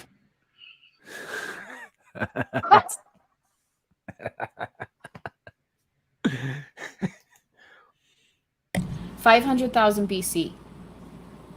That's what I was going to say, just so everyone's aware, but I don't trust myself in the memory department, so. No, fair enough. Well, we do know that certain things happened before we were always told. I mean, we're told Right. that the world is 6,000 years old, 2,000 in AD, 4,000 in BC, right? But that doesn't track with some of the archaeological evidence, even in Egypt alone. The Sphinx itself, they think they've dated to closer to 11,000 BC. I'm all When it for was previously suggested that it was built alongside the pyramids, right. which would have happened around 3,500 BC, give or take, which is still 5,000 years ago. I mean, they're old, Yeah. but they're but the Sphinx, as it turns out, they think, first of all, didn't used to have a human head. Initially, it was just a big fucking cat. Later on, the pharaohs came on and they put a head on it, and then Napoleon came along many, many, many years later and knocked the nose off of it. But if you look at it, like even the pharaoh head that's on it is not really proportionate to the cat body, which Right. means that they carved away something to make that shape. Something that was previously there, and also the erosion on the Sphinx itself does not match conditions in the area that it's in. It's not winded sand that eroded it. It was water. Which implies that, of course, it was created at a time when the region was much wetter than it is now. Whereas on the pyramids, it's sand and wind. Interesting. So that leads us to believe that the Sphinx had been there much longer. You know, because when the Egyptians built their civilization, it was already a desert. I still think that Stargate is right, and it was aliens. wrong. Yeah. Like I'm close enough. I'll go ask Carter. So I have a freezer and 3 refrigerators, and my best friend and I created names for each of them, and it's Teal, Carter, Jackson, and O'Neill. And I'm gonna go meet them at some point in Colorado Springs, Cheyenne Mountain. That's my goal in life. Okay. Yeah, fair enough. Fair enough. I'll let you know. Queen, I don't know how much you missed. We went from talking about seals applauding Nazis to like the existential nature of the universe to how old the fucking pyramids might be. Yeah. You forgot incest. Oh yeah. Yeah, there was a whole unit on incest. And then Ryan jumped in right in the middle of that and was just totally lost. Mm-hmm. For those of you who missed last night's show, Ryan got himself a new soundboard, and he will be playing with that periodically. Yeah, no, I wanted to do that one because it was really funny when I was messing with you. Like, what is that? It's pretty funny. What that Lil Jon sound effect? Yeah, might be my favorite one. Right. No, this is good though. I always enjoy these topics, especially with people I have not had the conversations with before, because they will see things sometimes that I haven't seen, or will bring ideas to the table that I won't necessarily have thought of myself. Always a good thing. Plus, it gets us away from talking about the fucking dire WEF impending doom of the planet shit once in a while. Yeah, it's always that's still happening, by the way. That didn't pause. We're just taking a little break. Black pill doom. Yeah, I mean, if you I got a good link for you if you wanna watch it. I don't know if you want to. The WEF is at it again. They're saying the quiet part out loud. shocking. Are you talking about when Schwab was bitching earlier this week about why won't people just let us tell them what to do? No. Alf shared it earlier today. Yeah, if you got it. Yeah, I can give it to you. You can bring it up too, dude. All right, well, just calm your nuts, Jesus. No, I'm just saying, like you don't have to go through me to bring it up on the screen. Old heterosexual marriage. Yeah, mostly hetero. Calm your kitties, all right, Jesus. See, like I got this woman on the side who I fuck so as not to be all the way gay, but this guy, he loves the cock. Yeah, that's what he tells you. He's the one who brought up the hetero life partnership, so it makes him the really gay one. Yeah. Not all the time. Yeah, not all the time. It was like that line from Dogma. Tell me something that nobody else knows about me. You masturbate more than anybody on the planet. Oh shit, everybody knows that. Tell me something I don't know. When you do it, you're thinking about guys. Dude, not all the time. You guys ready for the quiet part out loud? Always. That's also, of course, true with COVID, right? We are all only as healthy as our neighbor is on our street, in our city. Factually incorrect, by the way.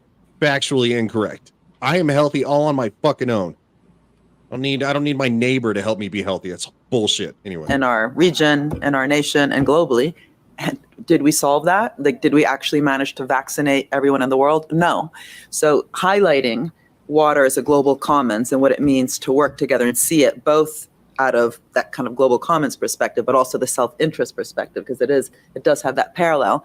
It's not only important, but it's also important because we haven't managed to solve those problems which had similar attributes. And water is something that people understand. Climate change is a bit abstract. Some people understand it really well. Some understand it a bit. Some just don't understand it. Water, every kid knows how important it is to have water. When you're playing football and you're thirsty, you need water. So there's also something about really getting citizen engagement around this and really, in some ways, experimenting with this notion of the common good. Can we actually deliver this time in ways that we have failed miserably other times? And hopefully we won't keep failing on the other things. But anyway. Hey, What let's the just take away your water so you realize how serious it is. So you'll do as we ask, peasants. That's a ransom demand. That's what that is. That's do what we say, or we're gonna send your nephew's ear back to you in a fucking envelope. Mm-hmm. Yeah, that's special. This world is fucked. I mean, these people are again, they are legitimate people of the Fourth Reich. That's all I'm going to say. Yeah. Depopulation, ladies and gentlemen. Well, it's the drug of choice. I've been shouting about this for over a year online now. A little longer in my personal life. I hope somebody's fucking watching these streams. I mean, I know we got our chat and we got each other and all that stuff, but I hope somebody out there is watching these streams and is picking up what we're fucking laying down. And it ain't just us. If you are watching us, look into this yourselves. Check other places. We're not the only ones. I'm not the only one who's saying that these fuckers are evil and they're coming for all of us. Yep. It's a death cult, like you said. Saying the quiet part out loud. That's the best part of it, is that they're just like, they're like, what are they gonna do?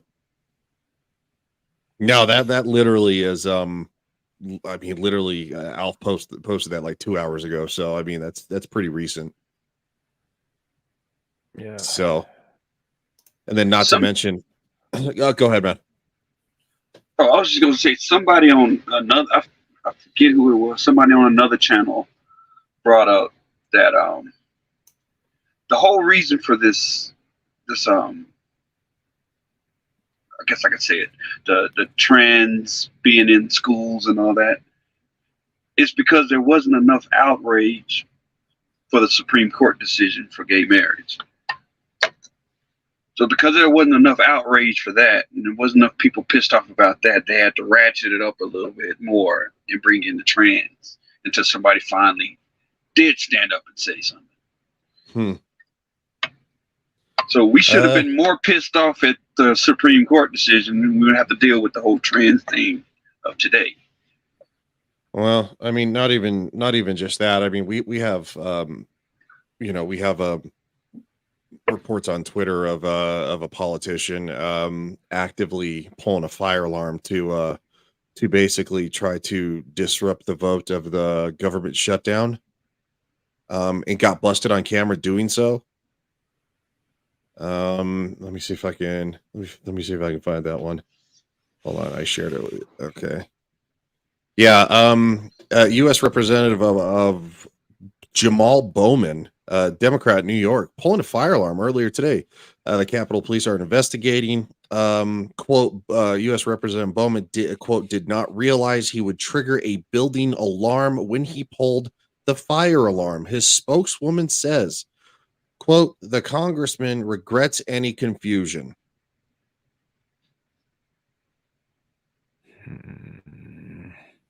No, I'm not joking. Literally, and hold on, I can share that one too.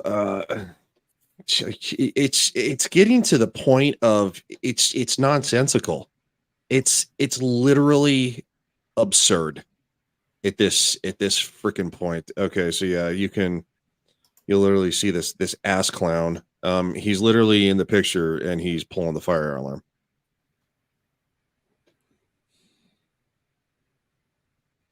Oops. My bad. Like, the hell? I mean, yeah. Yeah. I mean, this guy right here, what is there to investigate? He's right there, clear as day, pulling it. And then another person, they will excuse it away. They always do. Oh, yeah. I mean, where are we going to? Are we going to see this? Are we going to see the camera footage of this for a week? He tripped and reached out, and that's what happened. That's what they're going to say. Is this going to be a national news story to where he tried to basically disrupt, the actual proceedings of Congress? Of course not. They don't care. It's going to get filed away under, January 6 files. Yeah. Zillich, I thought it was a light switch. I mean, if they actually say that, I'm going to laugh my ass off, but it is bullshit. No, speaking as somebody who, when I was in junior high, I pulled a fire alarm in my junior high. Didn't have a real good reason for it. Was sitting outside of class on account of being disciplined or whatever. I was a problem child. It's fine, whatever. And I was sitting there just not doing anything, and I looked up and I saw the fire alarm, and I was like, huh. So I took a pencil out of my pocket, and I wedged it in from the side so as not to get sprayed with that fucking shit that comes out of some of them. To mark whoever fucking pulled the fire alarm so that they know who did it. I didn't know. Now I know. Thank you. Yeah. Well, they do that in case somebody pulls some shit like this guy just did here. It's like it's like opening those bank bags. You get sprayed with the blue ink that doesn't wash off. It's so that you can't disguise that you were the one who in fact did the thing. And so I jammed a pencil into the side and kind of levered the handle down, but off to the side so that I didn't get sprayed with anything. And as it turns out, I got one of the ones that just had the nozzle on it, but didn't actually have a dye pack in there. So nothing came out and nothing happened at first. And I was like, huh, okay. So I just put the handle back up and went to sit back down. And then all of a sudden, alarms are blaring and shit. People are piling out of classrooms. And I just kind of filed out with everybody else. I did get caught for that because, as it turns out, there were hidden cameras that I didn't know about.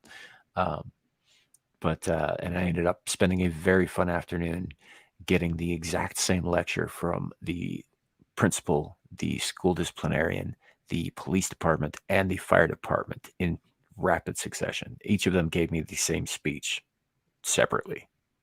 And all that stuff. But yeah, that's not something that, like,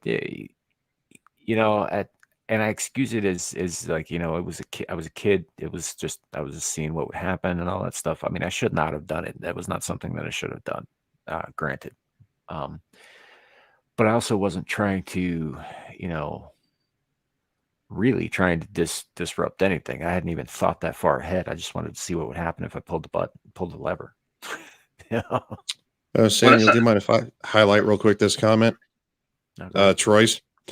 Troy, obviously from last call, he says, are we talking about the quote insurrectionist who isn't going to be charged like the 1-6 protesters? And no, nothing's going to happen. I literally Googled it, and one of the only articles from that side of the aisle that I found was CNN, and it says an individual states that it was an accident. And it's like, oh, that's what you're going with? I accidentally pulled the fire alarm. Like, please, I would love to see a show of hands in the chat. Just a thumbs up or whatever, or an F in the chat when you accidentally pulled a fucking fire alarm. Fuck out of here. Are you serious? Mm. Like, come on, man. Oh, look, there's a white switch. Well, look, man. And I see in the chat here, people are like, well, you weren't in Congress in junior high and all that stuff. And yeah, you're right. I wasn't. I was a dumb fucking kid, and I did a dumb fucking thing. This guy was deliberately trying to disrupt things, which on its own is a problem. But due to having had the same lecture 4 times, I remember what they said to me. And one of the biggest problems with discharging a fire alarm without there actually being a fire is that you pull resources from real emergencies.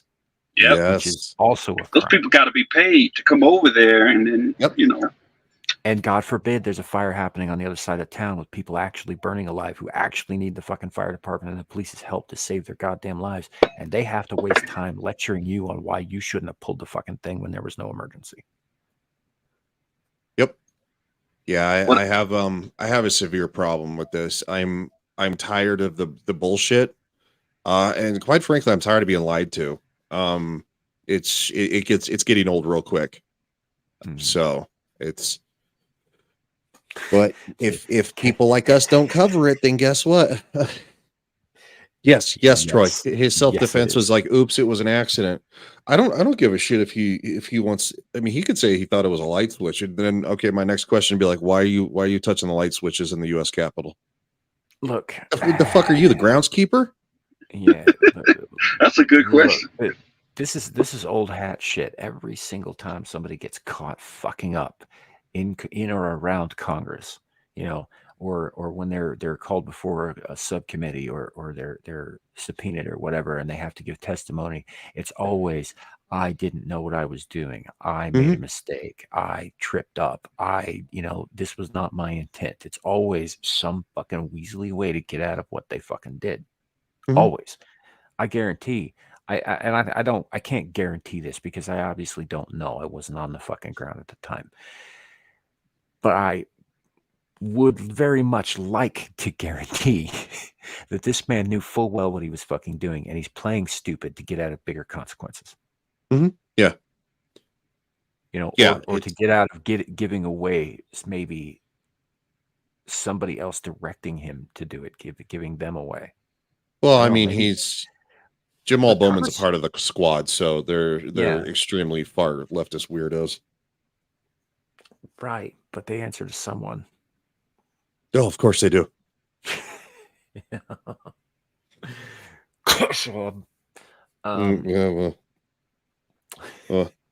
Hey, there are people who say that they're adherents of Soros and of Gates and all that stuff, and that's true. But who do those guys work for? That's all I'm saying.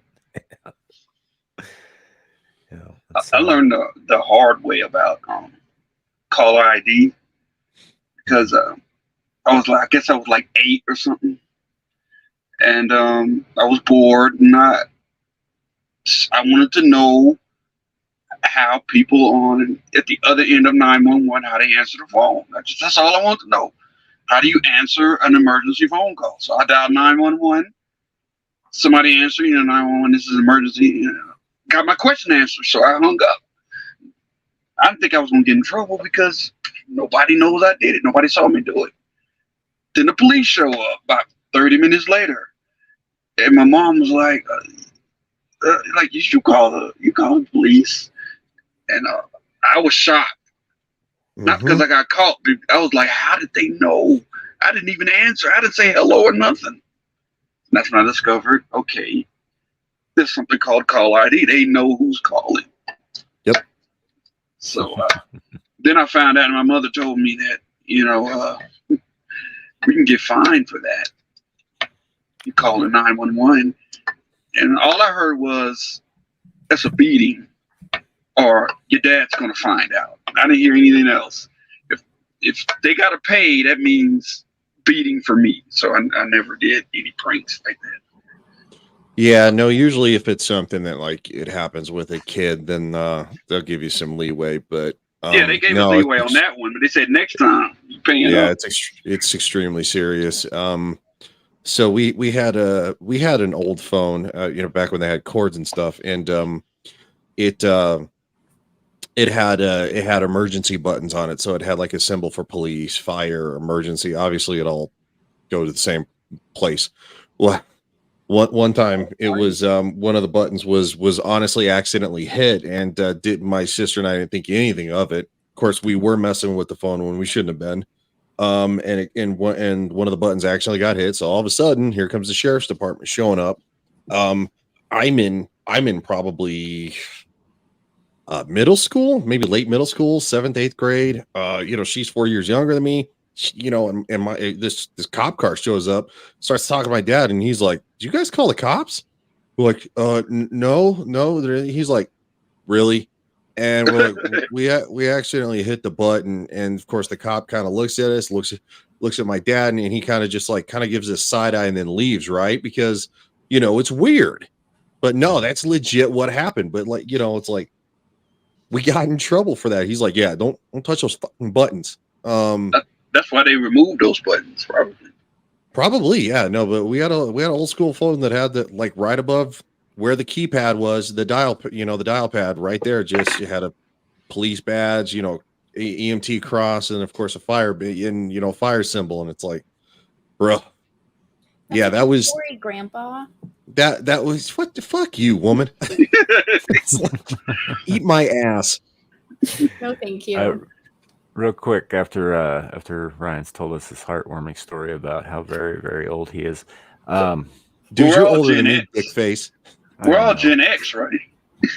No, I'm a millennial. I'm a millennial, dude. Oh, so I'm old? Oh, shit. Yeah. I'm a millennial, too. Yeah. No, it's just you and me, buddy. Just you and me, Clue. We're old. Oh, God. We got plenty of Gen Xers in chat, though, to make up for that. But in all honesty, though, I may be a millennial, but just I remember before Windows 95 was a thing. I learned how to freaking compute on MS-DOS, so I'm not that much probably younger. I remember I learned Radio Shack Candy. Encyclopedia was a thing. Radio Shack Candy. How about that? I learned how to program on Radio Shack Candy. 60-pound computer. Real quick, let me get this out the way before we move on here. Queen Lala says, Sam, you should start reading audiobooks as a side gig. Is my voice that pleasant? Yes. First thing I noticed, like when I first came into like your chat, I was just like, Jesus Christ, this is a very soothing voice. Well, that means you should be doing ASMR. No, that's weird and gross. and that's Nomi's thing. Well, Queen, thank you for the compliment. I personally can't stand the sound of it myself. But. None of us. I feel like that's everyone. I can't stand that. I feel like I sound like my sister. I think Caucasian Sasquatch. I agree with that. In chat. He has the sexiest voice I've ever heard on the internet, and the man does like he does script readings and stuff with other people. They did the God, I can't remember the name of the channel, man. Squatch, if you're still in the chat, let us know. But they did a whole roundtable script reading of The Wizard of Oz. And it was very cool. He does some fun stuff. He also did the little song and dance number at the beginning of our streams here. Every day. Posters and bathtubs and I know. That's yeah. I love Squatch's voice. He's got a very rich voice, very and the Georgian accent, the Southern accent, really kind of emphasizes that. But I do appreciate the compliment. Yeah. The fuck is he going to come back on the show? He was on last week. Last week he was there. I was on last week. I was up here with them. You missed over here bitching. It's your own fault, man. Listen, Mrs. Mouth over there. All right, I got the power to boot your ass. That's rude. He will be. He will return and all that. I try to give people a little bit more notice these days than I have been in the past. And unfortunately, I'm still terrible about that. So sometimes I will email Squatch in the middle, like late Friday night, and be like, "Hey, you want to be on the show tomorrow?" And he'll get back to me usually when I'm sleeping, so I don't see it till right before the show goes up. And I was like, "Oh well, he showed up. That's fine." But he doesn't like the guy's busy too. He can't just drop everything. So he's here when he has time for it, and he made some time for us last week. So, but we will have him on again with Brian because Brian was being a little bitch, ran off. You're gonna say things that aren't nice, aren't you? Asian masseuse last week, so he was offline. What? Asian masseuse? I don't know. I'm just throwing shit out there. I was like, is this lore I don't know of? No. Last week I did not feel good, and I was freaking. I felt like death after I got done with my day. I literally slept on Sunday until like almost noon because I felt so gross. And I was like, I gotta fucking, gotta be productive on Monday. So, yeah, I was kind of a bum. Yeah, he announced earlier in the chat he's got his very first channel strike today. or was it last night or today, something like that. And so he is currently prohibited from streaming on his own channel till they lift the temporary ban. I think that was, I a believe, week. it's 7 days or 14 days. 7 days. Okay, but when that happens, like I was telling him in chat, well, hold on. Has he ever gotten a warning? I don't know. If you get, a lot of the times if you get a strike, they'll give you a warning the first time around. I don't know, unless it was. They don't always though. They don't always, unless it was way over the top. He says I've seen he this has. with other channels that. Oh yeah, he has. Okay. Yeah. But yeah, I have seen this with other channels. Well, they will give you a strike without warning, and that comes with a 2-week ban or a 1-week ban or whatever. Now, during that time, it's not that he can't appear on other YouTube channels, but it is a violation of terms of service if, for whatever reason, the person is banned to use another channel's platform to do their show. Like you can't like hijack somebody else's shit. They because that'll get that other channel banned too. But what you can do is be in chats. You can come on to other shows as a guest during that time. They don't control StreamYards, you know. And as long as you're not on there, like you can talk about what happened, but as long as you're not running it as if it's your show, if you're on there as a guest, they can't do fuck all about it. That's why, if we wanted to, we could have Alex Jones on. He's banned from operating himself on YouTube, but he's not banned from being a guest on YouTube. You understand? Right. Yeah, that's why Sneeko and Nick are always on these other shows. They're just guests. Yeah. So yeah, you should be if you're co-hosting on another show and all that stuff. Just like visually, maybe take a step back, like you're not running stuff. But if you're just on there, like we're on here now, like we have guests on occasionally and all that stuff, just having conversations and stuff, you should be absolutely fine to go on there. You shouldn't have to worry about your friend's channel at all. So. Hey, Cool Frog, how's it going? I thought I saw Keely Chow in a chat earlier today, and I missed it too. You did. Yeah, Keely was is I believe still might be in my chat. Hold on, let me take a look here. Keely commented not too long ago, so yeah, it might still be lurking around. Yeah. Shadow. Alex Jones makes a great third chair for pretty much anything. The guy's entertaining as hell. Although if I'm being perfectly blunt and honest, I don't watch Crowder at all anymore. No, I think I haven't watched this shit in quite some time. Never been a fan of Crowder, to be honest.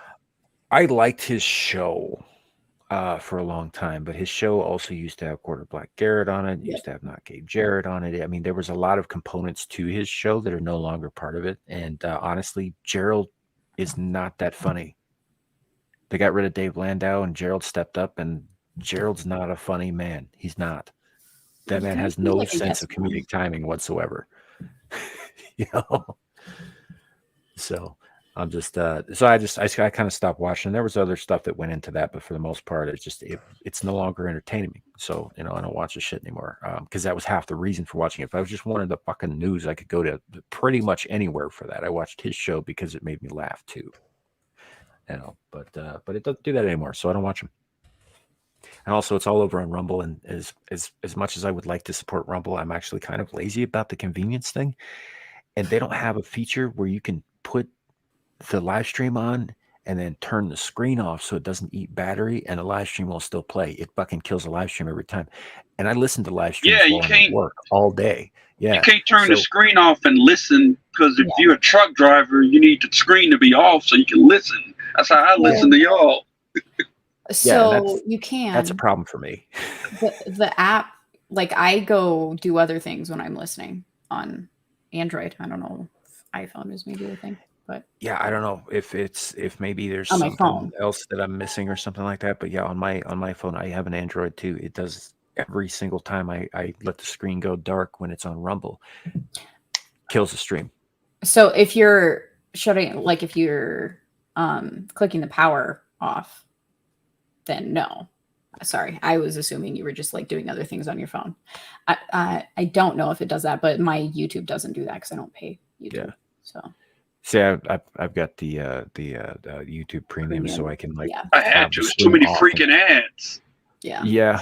Yeah. I had to. I and, missed it- missed a payment once, and I started getting ads the next. I'm like, 2 ads before, and then if you watch a live show, it's going to be an ad every 7 minutes. Like, how do you? What that? Like, no, I I just had to pay. I just use ad blocker, but that's me. They're trying to find Yeah. a way around that. YouTube's Yeah, they trying are. to find a way around. But no, I'm that guy. So you can put your hate in the chat for me if you want. It's like, yeah. So You're yeah, it's just, stealing YouTube. well, he that's yeah. For a guy in law Yeah. enforcement, he does a lot of illegal shit. hey, shh. Hey, I'm just snitches fucking get with you, stitches, buddy. bitch. Yeah. I got something for you. I'll find you. I bet I can run faster scared than you can mad. Good luck catching me. Yeah, you can't. He's got tentacles. He's got You tentacles can't too. outrun. You can't outrun the projectiles. Say it, bitch. Say it, you pussy. Nah, yeah, I'm not super concerned about that, but yeah, no, it's as far as that goes. Like I because I have to listen to live streams, or I don't have to listen to live streams, but it does help my day go better. But I also have to be paying attention to what I'm doing and the people that I'm working with. So I keep one headphone in and I put the phone in my back fucking pocket while it's playing. But I can't do that with Rumble. Gotcha. Yeah. And which is irritating because otherwise I would watch more stuff on Rumble because there are a lot of interesting podcasts and stuff on there. But I need it to not eat my whole battery in an hour with the screen running. That's valid. So What if you just dimmed it using the contrast and brightness? Just dimmed it all the way to 0. Does that work around? It'll still. Yeah, kill your I feel like battery it's not probably enough within of a difference. about 4 hours if you have a full battery. So it goes pretty quick. It's not as much of an issue for me since I work from home, so I just charge it on my lunch. But yeah, it does. I'm drain me so out. jealous of you working from home and shit. I gotta live at Dude, work. No, like you probably get bored if you've always had a job where you like you work out of the home. You probably get bored pretty quick. You get stir crazy. I just get to I like it. So I've only ever had a job where I left the house, but I like it because I can get things done at home, like on my breaks and my lunch and stuff, like doing laundry, dishes, all that womanly crap that was always a pain in the ass when I had my 9 to 5 and I had to drive home and then I get home and then I make dinner and then have to do all those things. And it was really annoying, but I can do it on my breaks now. So it's kind of Wait, you're You a like woman? you like what's that? I know I don't project that much with my attitude, but yes. Yes, I You am. just like making money in your PJs. Be honest. Absolutely. You kidding me? Rolling out of bed like feedfinder.com. 5 minutes before. Yeah, it's great. yeah. She's like feedfinder.com. Promo code GAL. That's right. You promo code GAL. Get 10% off of feedfinder.com. Get 10 picks free.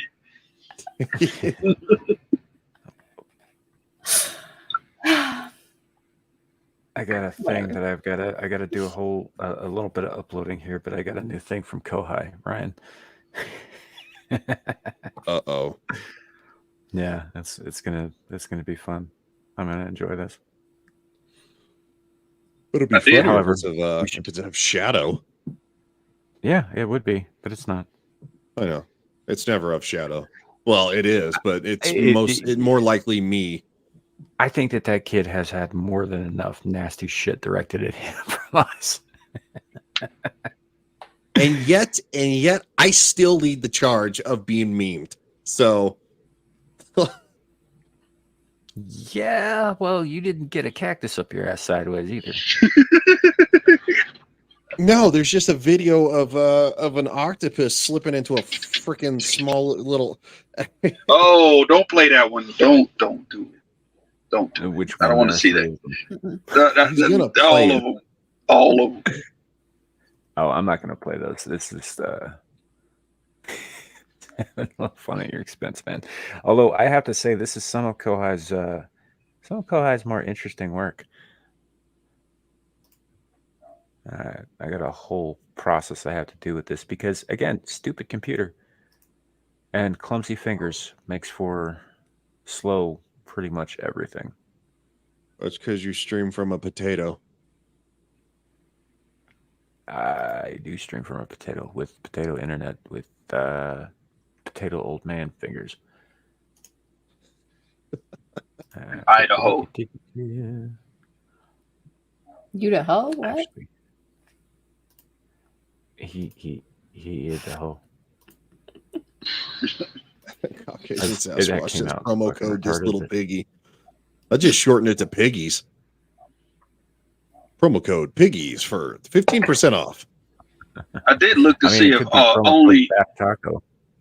I looked to see if onlyfeet.com was available. It's not. Somebody got it. No, I just wanted to buy it's it and sell it. no. Feetfinder.com is an actual thing though. Okay, it's uploading now to The only reason StreamYards. one of the only Here we reasons I go. know this is got because I it. know got somebody who it. actually did that. Oh, you know somebody. Okay. I do know So, somebody that you remember did that. They're very open about it too. You remember that comment where I highlighted that said that you're my Magdalena? Ryan. Yeah. Y'all doing some sacrilegious ass shit. This is fucked up. You're going to hell.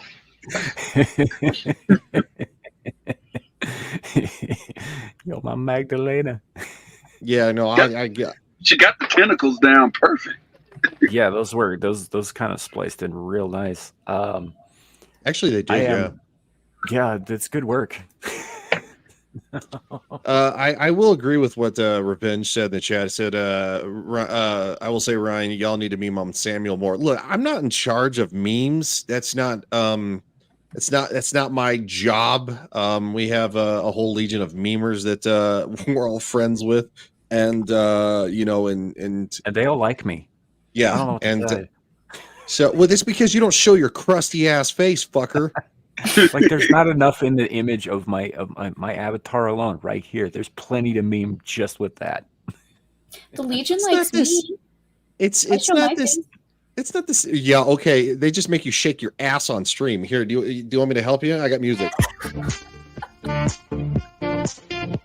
You want to shake your ass? I mean, it wasn't nice music.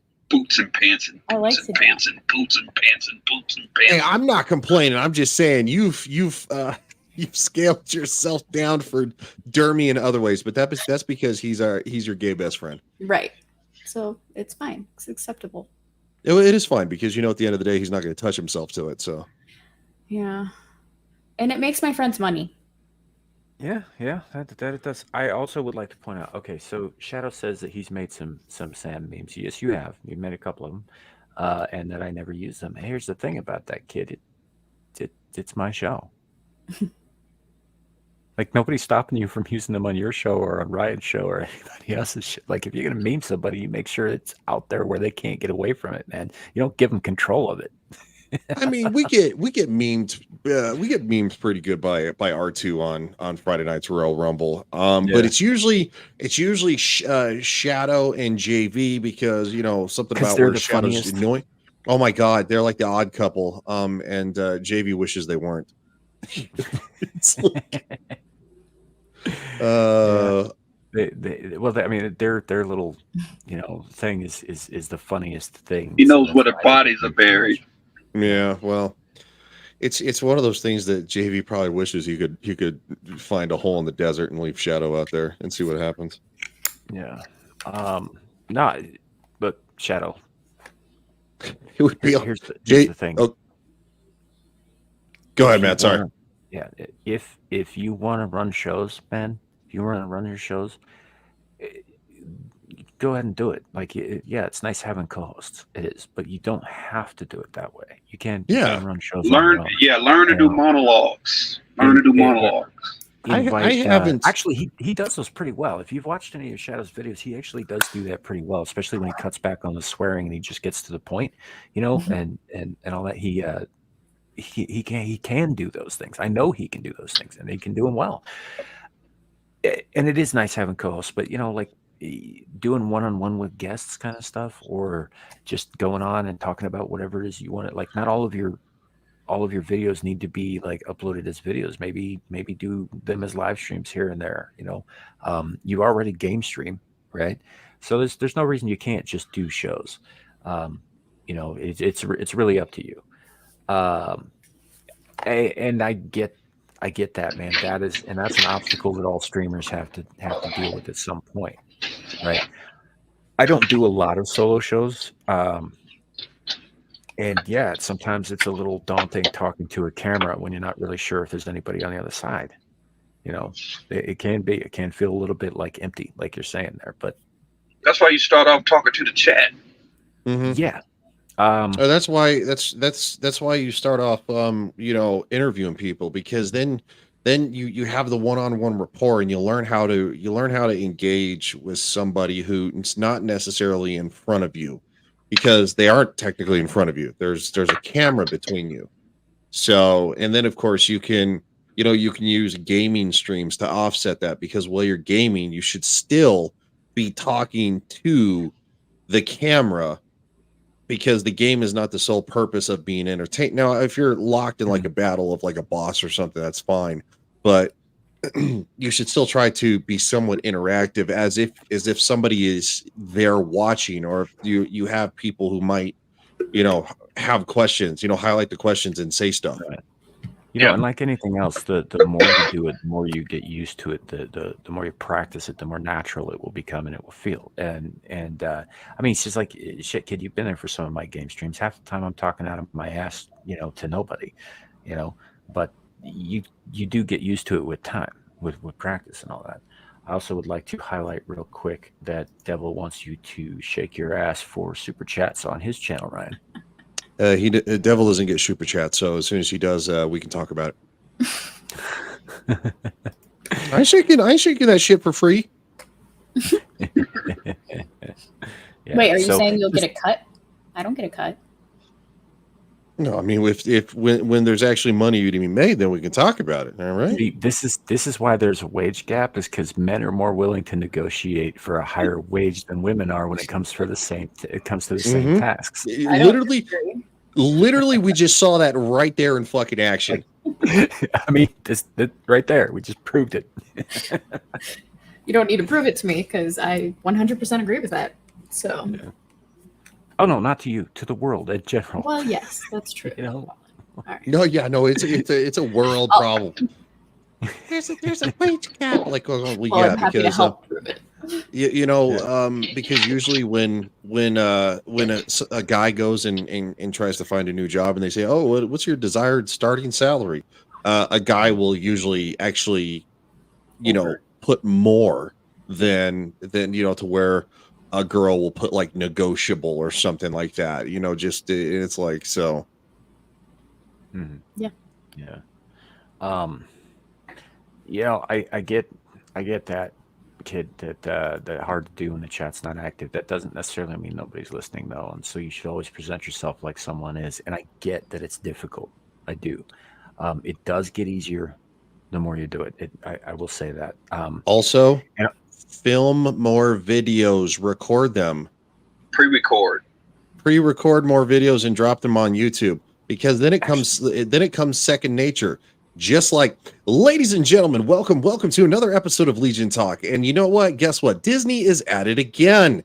They just seem to lack the, it's like, it's just like that. It blows out of you, and then you get good at kind of like riffing, like, and just, you don't need a script.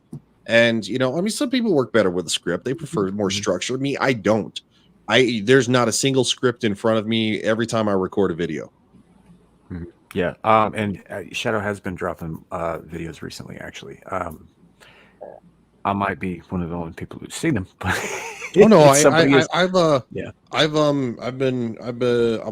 like 2 weeks behind on all my YouTube videos watching. So no, they are in the queue. Like literally, the point I'll click on like everybody's videos and then like back. Yeah, we are watching. So no, I'm gonna. There's one that you got that you had come out recently that I haven't gotten to yet, but I will. So,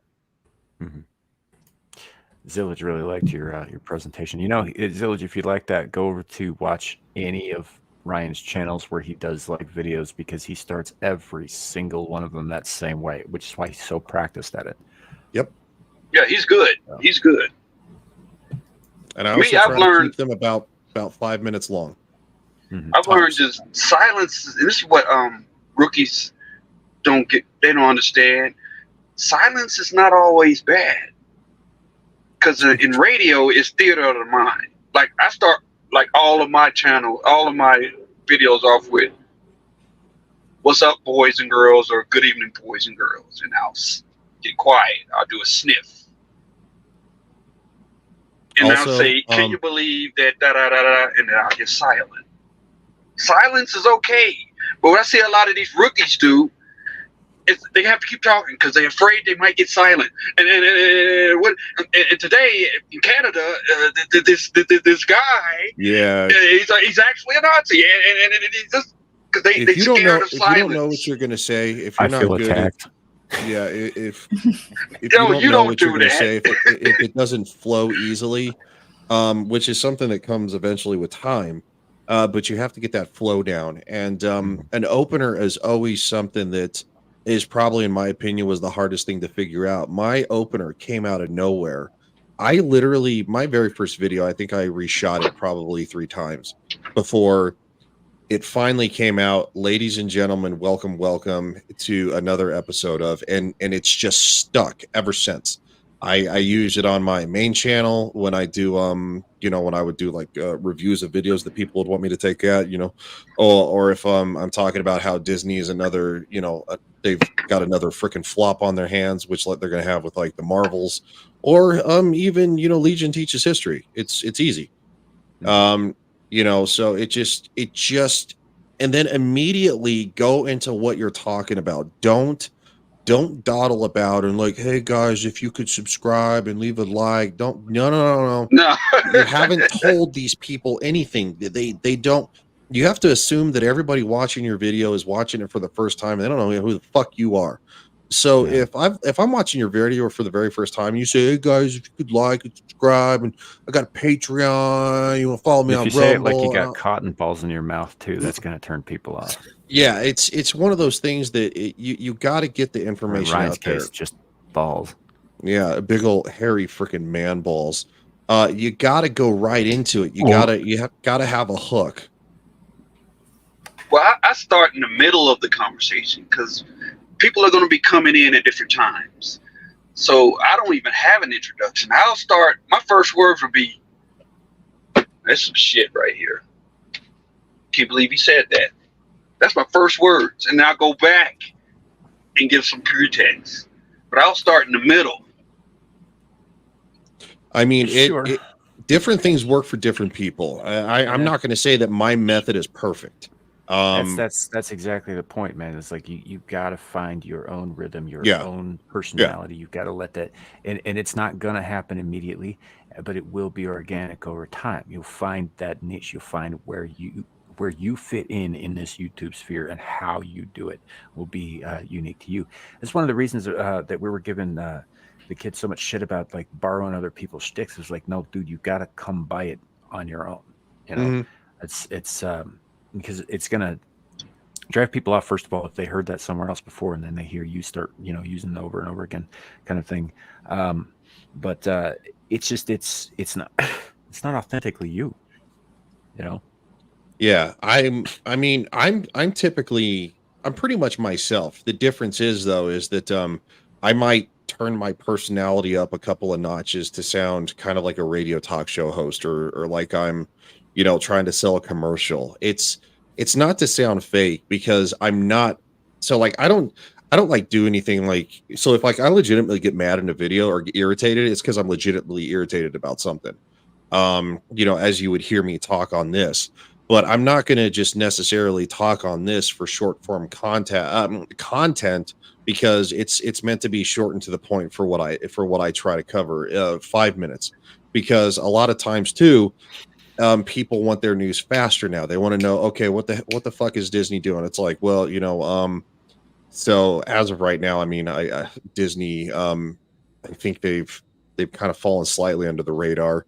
You know, currently, except for like the Galactic Star Cruiser closed, right? So, I mean, it's just you want to let people know what you're talking about. Don't dawdle around. Do it in your own way, obviously. But after you say hello to everybody, you go in to what your topic is, and you need to get to the point of that because people will lose interest. And Yeah, algorithmically, that's absolutely true. But I would also, caution that needs to be tempered a little bit with because if you get too much into pandering to the algorithm, right, you are going to lose who you are. You are going to become less authentic, and you are going to come off like every other fucking asshole out Robotic. there who is doing the same thing that you're doing. So yes, to a degree, yeah, you want to stay on top of that, and you want to make sure that people stay engaged. But the fact of the matter is, man, is that eventually people who like you are going to find you and follow you, which is what you want anyway. Yep. So like, be yourself. Like, first and foremost, be yourself. Yes, if necessary, like, yeah, you want to pander a little bit here and there, but yeah, don't a lot of the be stuff that something they'll you're tell you not. about being a successful YouTuber usually involves compromising yourself in some way. Don't do that because it's inauthentic, and your audience will sniff it out and turn on you. Yep. If people think you're bullshitting them, they're gonna kick you under the bus so fast, make your head spin. Yeah, Devil. No, you do a pretty good job hosting. Your problem is self-promotion. Yeah, dude, you need to literally steer into that whole kind of because you crack me up, dude. You're like, You're getting I'm better at it. Yeah, but yeah, it cracks me up because he's like, I'm Devil made me do it. Now look 3 on Twitter, and it's like, but it sounds like he's saying now like 3. Like that needs to be like a meme. Dude, did you happen to catch this last Star Trek Engage yet? Because I know you missed it live. No, I haven't had a chance to watch it. was Like fun. Okay, I'm That like was 2 hours fun. behind, dude. at That the was beginning of funny. the show, I announced Devil. I'm like, hey, to my right is Devil and all that stuff, and he's like, hey, and we're just like, what the fuck was that? He's like, what did you want me to announce my stuff? I was like, fine, I'm now like 3 on the Twitters and all this stuff. Was I better? And then at the end of the show, I was like, okay, Devils, pimp your shit and be enthusiastic. And he's like, hi, I'm Devil made me do it. Now like 3 on the Twitters. I'm so happy. Be so happy for me. It was the funniest shit. It's just like he's like, I'm Devil made me do it. Now look 3 on the Twitter. Like it's like, no, he perked up, but it was so funny. It's just so funny I when could tell he was just like, he's like, dude, shut up. hamming it up. Good times. But yeah, you gotta find your niche. You gotta find who you are. I mean, like, people are going to watch Get Ranked not just because of word of mouth, but because Devil is drawing people in. People come in because Devil connects everybody there, and while he's there, he does a great fucking job hosting. And that's what people want to see. They also want to see Dermy Spurg out a little bit, but that's A little. more of a recent thing. But I mean, he was spurging out in chat too before. Yeah, but I mean, this whole thing, the Get Ranked is Devil's baby, and it's his he put all that shit together too, and it's a great fucking show, and he hosts it, and he does it very well, I think. I watch every week if I can. It's very entertaining. Oh yeah, no, I don't always actively get to. I might be able to hop in the chat for like 5 minutes, say, hey, how's it going, guys, and then kind of like bounce. But I usually try to like acknowledge everybody. But yeah, she's like notes. Yeah. I'm supposed to be seen, not heard, right? So I'm doing my job. You know what? Your eye candy. As a woman, that's what I'm here for. As she did not twirls say her that, hair, YouTube. she's like, I'm just here to be so cute, guys. Okay, Jesus. That's just a habit I have. I always twirl my hair. Are you nervous? Like a girl, No, like a girl. Thank you. because she's a girl. Mm-hmm. What am I supposed to be nervous about? I Don't don't you know. know me well enough? I Curl don't. your hair when you're nervous, Ryan. You're not a girl. Dude, I don't have fucking long enough hair to twirl. What the fuck are you talking about? That's not true. You And I'm usually wearing a hat. It's not just Come hair in your on. head, buddy. Nice. Nice. Oh, Yes, speaking of, so Geeks and gamers. it has been getting around. So Island in the Stars has been getting around. Gal and I both put our money where our mouth is, and we got some super chats up in front of both Gary of Nerdrotics and G&G this last week.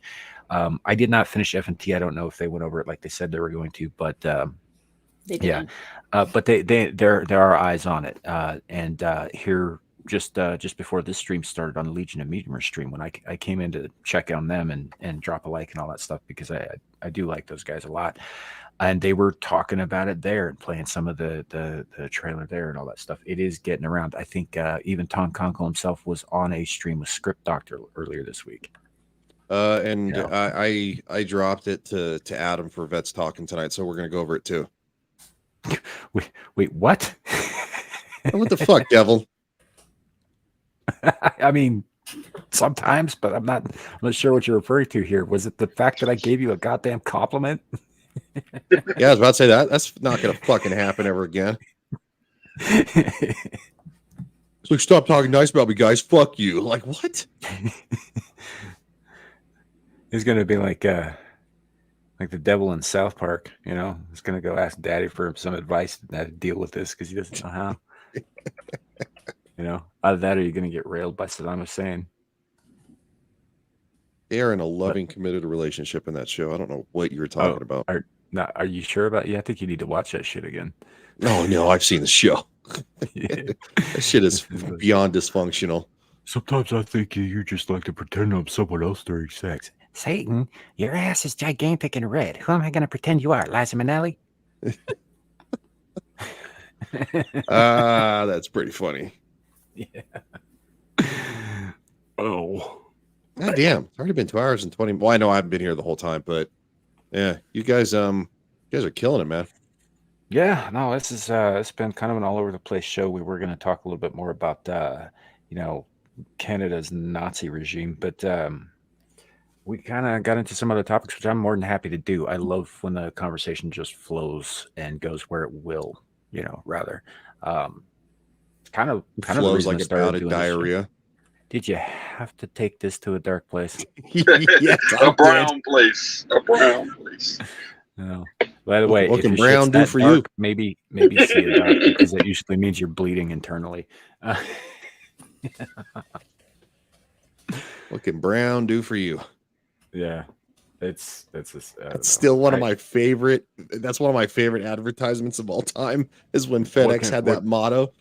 What can brown do for you? Indeed. UPS. Yeah, thank you. Is UPS. Thank you is UPS. That's what I meant. That's not what I said. Look, I ain't bother me none. No, I was just driving home the point that you just made. That's all. It ain't in the same way as Dermy though. I ain't fucking rolling that direction. That fucking little weirdo. I'm just saying. Sometimes you're munching on the front. He's dancing around it here, folks. Ryan sucks ass, literally. Licks. Sucks, licks, whatever. You're still sticking your mouth in shit. Somebody else tossing some salad.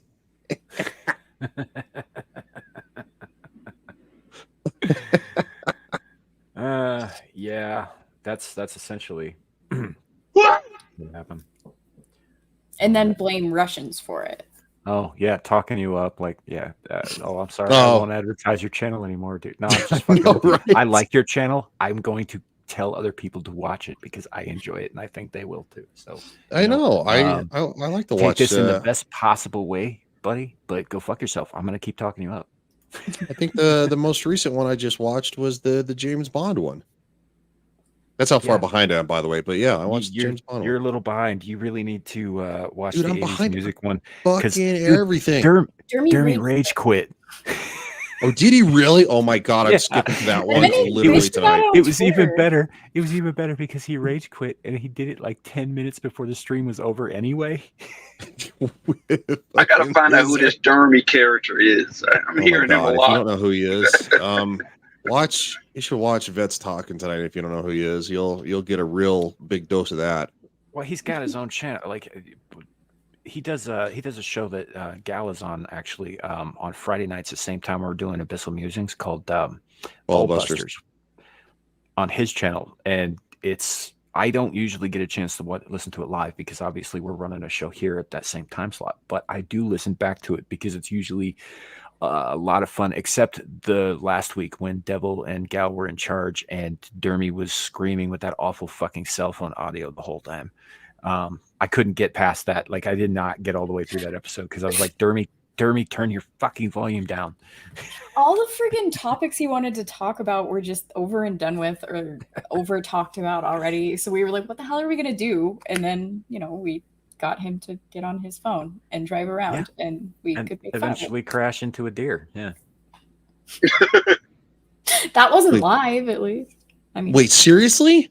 Yeah, yes. Right after the stream ended, he hit a deer with his car while he was like still in the call. Like, it dented the frame a bit, but it's fine otherwise. But yeah. How the fuck did he? Like, he went hit silent, a and we deer? were like, "Are you still there?" And then, like, he was very pissed off. He's just like, "I just hit a deer," and we're all like, "You did? For real?" Because we were just joking about it earlier. Yeah, are you okay? Is Bambi okay? What's going on here? Yeah. What the fuck? Yeah, that part was Fucking offline, retard. but everybody's been talking about it ever since it happened. Yeah. I didn't know he hit a fucking deer. Yep. That's what you get when you take time off. You miss stuff. I mean, yes, I may not have been actively there, but I still watch everybody's There in stuff. spirit. Hey, I try to give my Super- friends views, man. Get a view, give a like. Yeah. I do. You know? I do much the same. I actually don't have a lot of time to watch the bigger channels anymore because I'm trying to keep up on my friends' stuff. Super Suka, Dermy sounds entertaining. He is very entertaining. He's also He's incredibly entertaining. also incredibly disturbing on occasion. Yeah. Asian. On occasion, yeah. There's other. Sometimes he thinks he's being like edgy and shit, and you're just like, dude, Yeah. you sound like a 10. Yeah. You know, and other times he thinks he's being genuine and all that, and it comes off like gay human centipede. Okay. That was a thing yeah. on It's his just their channel. If warning. y'all are curious, go back and look it up. Okay. For my money, it's not gay human centipede. It's just an orgy, but whatever. I'm picturing Atari, and I don't know. It's still gay, but it's not a human centipede. It's just a bunch of dudes fucking each other. So he missed the whole point of the horror of that, is that they weren't attached at the genitals. They were attached mouth to anus. Which, by the way, if y'all haven't seen Human Centipede, don't watch Yep. that. Do not not good. recommend. Dude, why do you keep telling people about that fucking movie? Because I have to know about it. So How therefore, many you do goddamn as well. chats do we have to be in where you're talking about this and you're That like, was don't watch it? one time. That happened one fucking That's not time. fucking one time. This is like I've never third even time. seen it. I'm surprised you have seen it. I have seen a lot of things that I wish I hadn't seen, and that's right up there at the top of the list. I was making a point to chat. So we were talking about in the FNR chat last week about upcoming dates like the Friday the 13th show and all that stuff, about talking about horror movies and all this. And Shadow is not very well steeped in horror movies. He doesn't really get into those very much, and so he was wondering where to start and all that if he were to do so. And I was just making a point when I said don't start here, and I showed Human Centipede 2-second sequence, right? And I said don't watch this because it feels like you're watching something illegal, which, by the way, is a phrase that my own sister has used, and she loves those fucking movies. I don't know why. Weird. I can't explain that, but she, and all that. And I said, don't watch it, right? And then Lily's like, well, you just told him that you wouldn't. I said I wouldn't show him this one. This is like borderline banned movie. I wish I hadn't seen it. I wouldn't inflict that on someone else. Is Feels that like a considered snuff horror film. or thriller? It's torture porn. Oh, it's torture porn. Oh yeah, absolutely. So Have you why ever bring it heard of up the in a Hostel? horror Have you conversation? ever heard of the Because there Hostel are people movies? who think that torture porn counts. I saw the first Hostel. Okay, it's I saw the first hostel. Yeah. yeah. So like yeah, it's like worse than that. That's all I remember. I thought you were Like- belching, so No, That was the movie. that's not Hostel. That's not Hostel. No, Because the there one was with also that's the Grudge. The chick who Oh yeah. yeah, where she's Okay. like, Okay, well I haven't yeah. seen it. I saw the Grudge. I like No, the that's a first one. Japanese. Well, it takes place in Japan. It's so, but yeah, it's There's an American made version of it and a Japanese version of it called Ju-on. yeah. No, I know. better. I've seen both. The one with Sarah Michelle Gellar's The Grudge. Yeah. It's not terrible. It isn't. Right. No, it's not terrible. And so here's my problem with the Grudge movies, right? So in the Japanese, they make a little bit more sense. They're a little bit more clear about timeline stuff. It gets a little wonky. In the American versions, there is no indication at all that you're in a different timeline whenever it's on screen. Like so you'll see a character kill himself, and then all of a sudden he's back, and they don't make any distinction or reference to anything that happened there. You don't know that you're jumping around time. You don't know if something else is going on. It's a weird thing, and apparently I have not seen I've seen all three of the Ju-on movies from Japan. Apparently there is a third Grudge, which I haven't seen, which is supposed to, like the Japanese films, tie up everything and make sure everything makes sense, because the second movie's batshit and makes no goddamn sense. And so yeah, it's a whole thing. So apparently you need to watch all three of them back to back in order for everything to make, perfect sense. And apparently they do at the end of it, but like right in the middle, it gets weird. No, they're not unenjoyable though. There's some continuity issues with them that I think are a little off-putting. Until the last one. Yeah, which again, I haven't seen the American version of that. In the Japanese, it does make sense, but what was the other very famous Ringu? Yeah, I was gonna say The Ring. Yeah. Again, based on Ringu from Japan. Yeah, but thank you. I was telling Killer the audience, videotape. Killer videotape. there are more people listening than just us.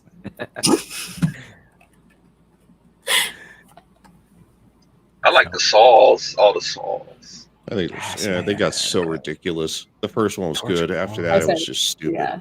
Again, I like the first one, and that is it.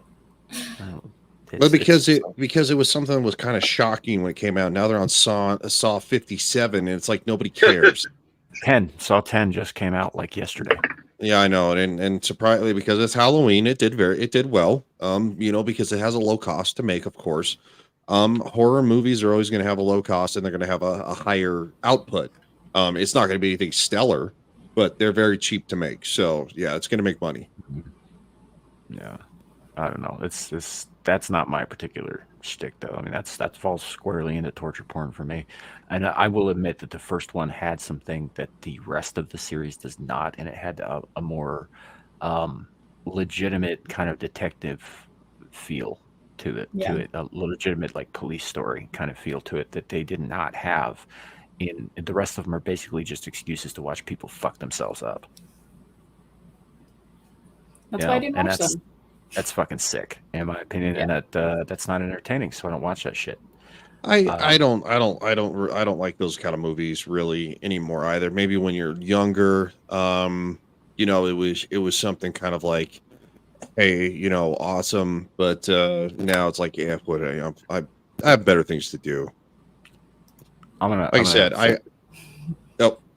Suka, Fast and Furious also has 10 movies. You are correct. Oh God, I watched the first one.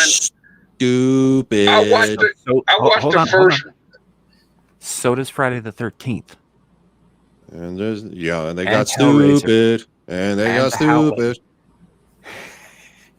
I was going through driving school when the first one came out, and I thought it was stupid that the truck they were trying to rob this truck. They were in these 3 cars with the lights under it. That the truck stayed steady as the thing shot through the windshield. So you see some guys climbing on a tightrope to come and kill you. They're not coming to play patty cake. They're probably coming to kill you. Why are you keeping the truck steady so that they don't fall?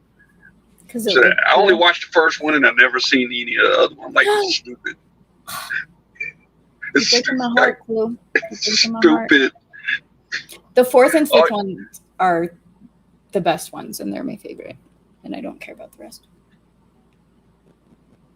I love car movies. I love cars. Again, I've said this before. Ryan's been present for me saying this before, but I'm pretty much out until I see one of them, like, drive a GTO off the nose of a laser shooting T-Rex into the moon. That I will definitely watch. Driving in space. I will pay good fucking money to see a dude launch a car off a dinosaur with lasers for eyes into orbit. That would be worth it to me. I actually miss when it was just about cars and not like over the top action where they think they're superheroes. Suka, we cannot be friends anymore. We cannot be friends anymore. Is that the one with Bow Wow? Get the fuck out of here, Suka. That is the one that killed the franchise for me. I was going to say there's technically not 10 movies because this one doesn't exist. God. That is a good point. So that one is the Star Trek Discovery of Fast and Furious. The STD. Yeah, it is the STD. Look, I put that together.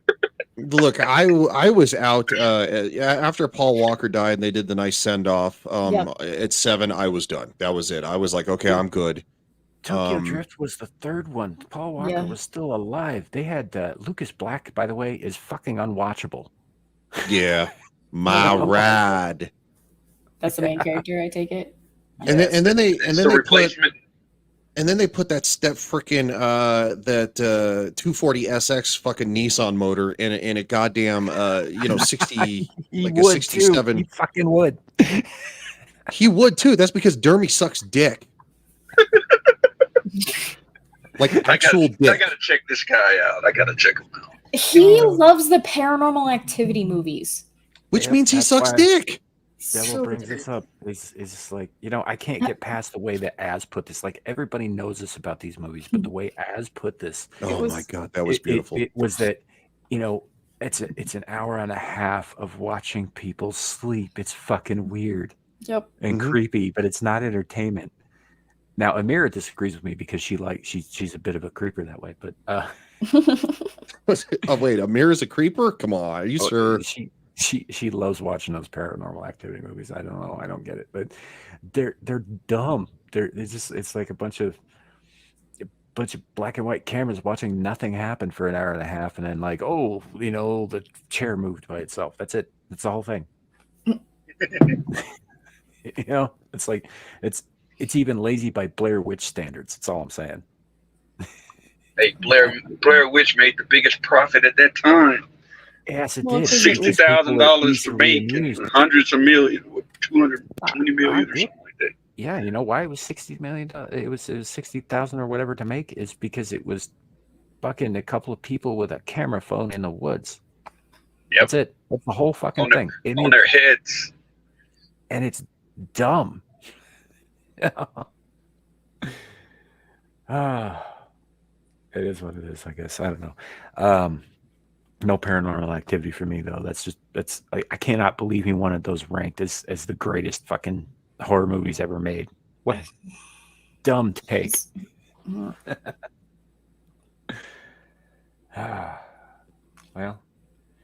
thanks for that, Dermy. That's now it's out there in the world. Yeah, it is. I mean, it's eventually he affects everything. It's kind of like he's kind of like cancer. Or AIDS. Or cancer AIDS. Yeah. The CAIDS, as I call it. CAIDS. The CAIDS. I just call it the high five. Yeah. CAIDS, which does not require sexual contact or any kind of fluid exchange. It's just like cancer springs up where it may. That's a pleasant, cheery thought. And on that note, ladies and gentlemen, we have been at this for nearly 2 hours and 40 minutes. I think it's a good place to bring the show to a close. Yes. I do not know what's going on later tonight. I assume Vets Talking is going live. Yes, it is. Vets Talking will be going live, and basically Yes. In about an hour and 9 minutes, that would be 8 p.m. Mountain Daylight Time or Standard Time, whichever you want to call it. Which of course would be 10 p.m. Eastern. You know, it kind of defeats the purpose when you say about and then give the exact time. About an hour and 9 minutes. 8:06. About 8:06. So this is the last time Gal's going to be joining us. What the fuck, dude? I tried to bring her back.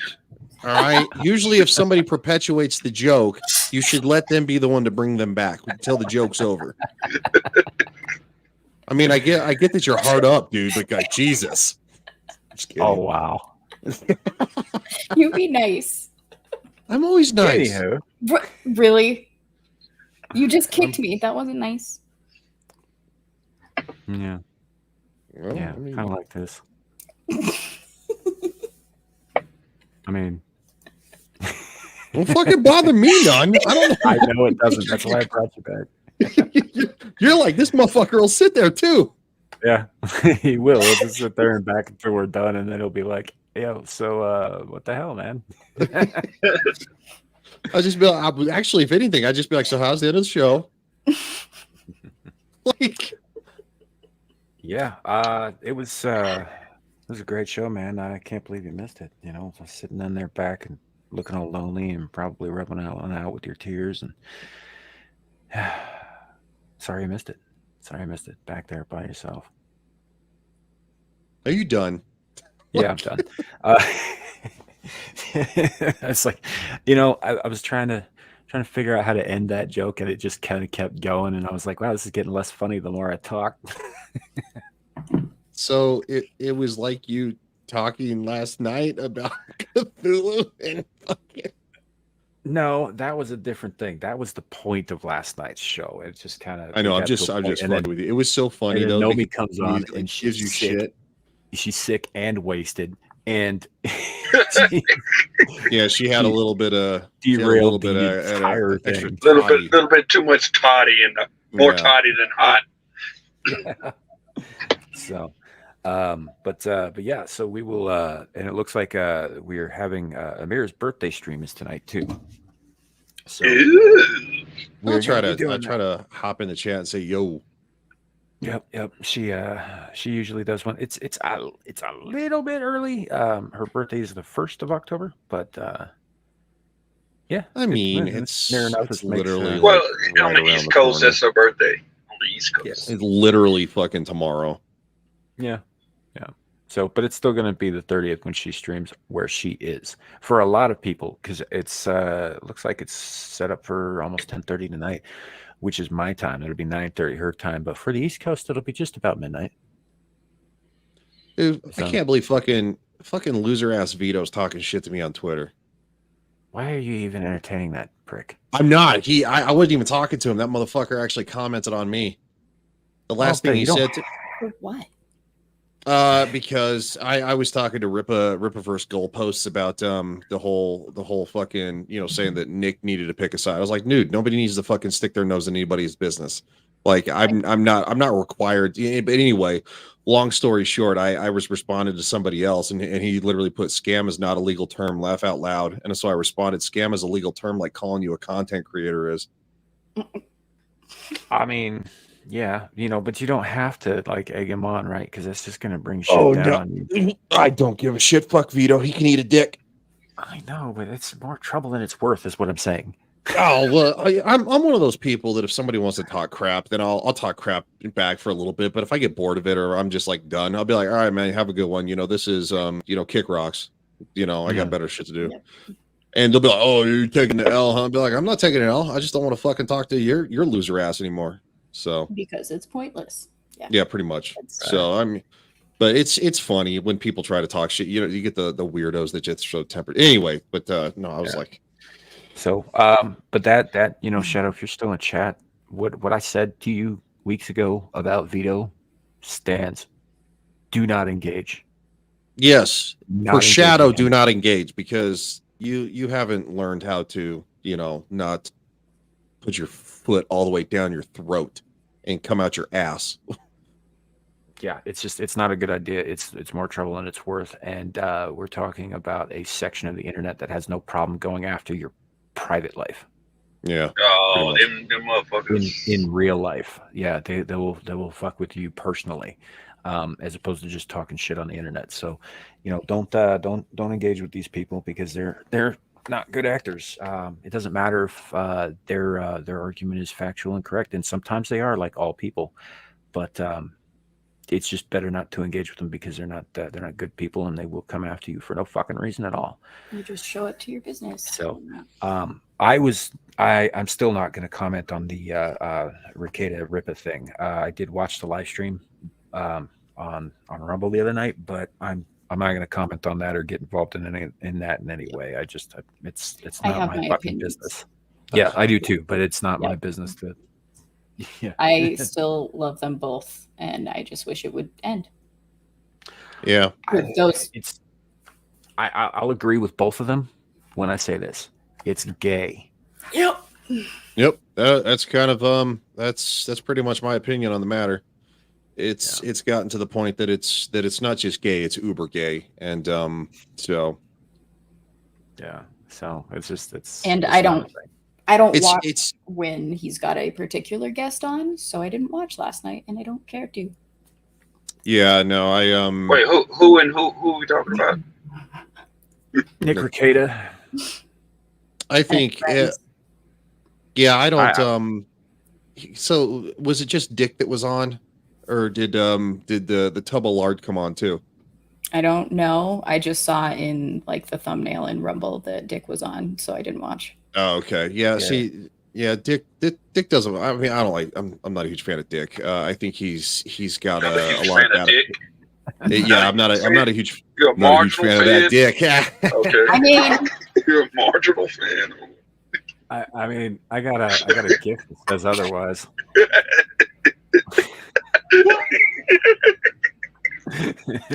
let me clarify. I'm not a fan of Dick the person. Yeah. I'm not a fan of dicking people either. Never a fan of Dick. All right. This is getting to a point where we're gonna probably end up saying something either out of pocket or out of turn about other people's channels, which is something that I try not to do too much here because you don't like beef. You don't like beef. I don't like getting involved in other people's beef. No. Yeah. I mean, I've commented on so like when what's his nuts Gavin McInnes like did the whole thing on FNT, like I made a video about that because it was fucking gay. Yes. I usually like interject like a neutral opinion, but other than that, I don't like to get in the middle. But no, I was talking to Rip versus Goalpost, and of course, obviously, like they monitor the crap out of that. This is kind of past like people saying stupid shit, or like what's his name, Gavin McInnes showing his dick on FNT or whatever. Yeah. Like that was jacked up. He shouldn't be allowed back. I don't get any of that stuff. And we said some things about him at the time, and we were right to do so because we're viewers. And it was just like, what the fuck, man.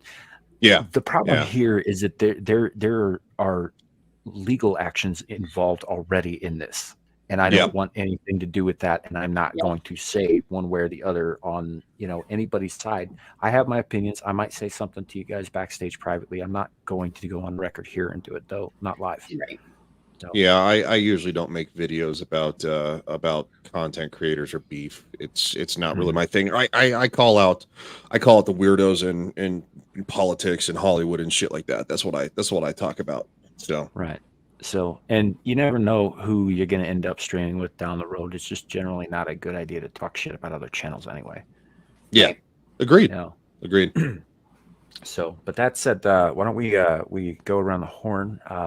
Let's start with the last man on the totem pole today, Ryan, Law Enforcement Ken.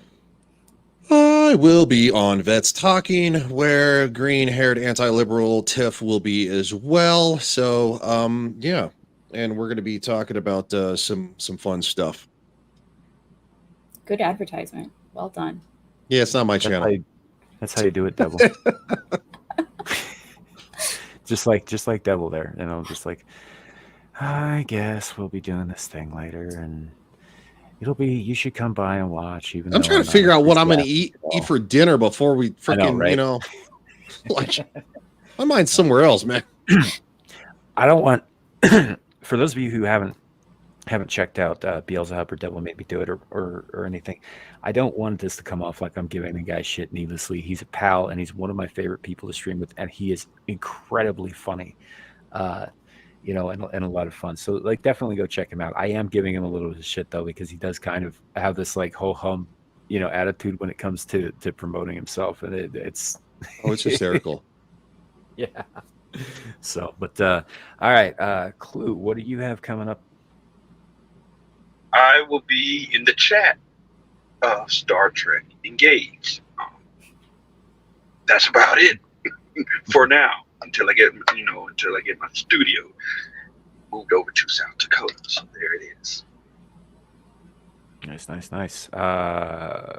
Gal, what's up? What's going on? What's coming up? Well, as Ryan spoke for me earlier, because apparently he's a man and thinks that he can just tell me where I'm going to be. Of course. Well, if you want a decent man, then yeah. Unless you want one of them dudes that wears them tight jeans and pees and sits down to pee. No. So what do you like when you want to go? You want those guys? Hey, plenty of those around. No, thank you. I want a real man. But anyway, yes, in about an hour, little less than. We'll be on Skidmax Saturdays at Vets Talkin', and then tomorrow I'm on Horny Elf's channel doing some shooty stuff, pew-pews and such for Halo 3. And you guys can watch me suck at that, because what she doesn't tell you is that the boys have to prop her up, because she's bringing the team down. No, I mean, a devil will be there, and he probably might be the one doing that. Love you, devil. That brings it around to me. I am Sammy the Infamous. We are streaming from my channel, Sammy the Infamous, even though you may be watching this on Ryan's channel. It's a simulcasting. We do live streams throughout the weekend. Bissell Musings on Friday nights, Screaming to the Void Saturday afternoons, and Star Trek Engage on Sundays. Also, tonight, later on, if you go over to Exiled Lioness channel, we will be over there. You probably catch me at least in the chat. If not anywhere else, we'll be hanging out with Amira. I'll be there. Looks like in about 3 hours. Yeah, give it 3 hours and change. So, and then obviously I'll pop up sometimes on FNR on Ryan's channel. Every once in a while, Mellow Mondays on Adam the Red Shirt's channel, Renaissance Nerd. Sorry, it slipped out. It didn't slip out. I'm just going to call him that from now on. So when I say Adam the Red Shirt, you guys know I mean the Renaissance Nerd, right? Because that's what it's going to be from now on, because it irritates him. And I recently was invited to join the panel when I can on Late Night Mayhem on Dermy Wormy's channel on Tuesdays. So I may do that if I can make it from time to time. I can't guarantee every show, but yeah. So also, we announced this last night. Larry's got a new channel. The link is in the description below. He is advertising for called Night Lore, where he's going to start putting together some more stuff. He says he's got a video that he's ready to drop in about 2 weeks to get started there. Please go support him there. And remember to, if you haven't already, go check out Island in the Stars on Indiegogo, or on, you can also find the links to that on The Real Deal with Tom Kunkel here on YouTube. All that stuff is available there. The more eyes that we get on that, the better chance that we have of making it happen, and making it happen sooner. So that's, I think, everything from my end. So yeah, unless anybody else has any parting words, we are going to call it a night, I believe. Yeah. Thank you to everybody in the chat for stopping by. You are the real champions. Yeah, it's been fun. Absolutely. Have a great night, everybody. And remember, YouTube, it could always be worse. It could be raining flaming cobras. Night.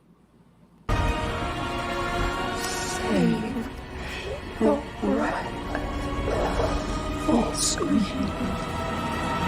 Well, I say every day it's a getting closer to taking a bath with my fucking toaster.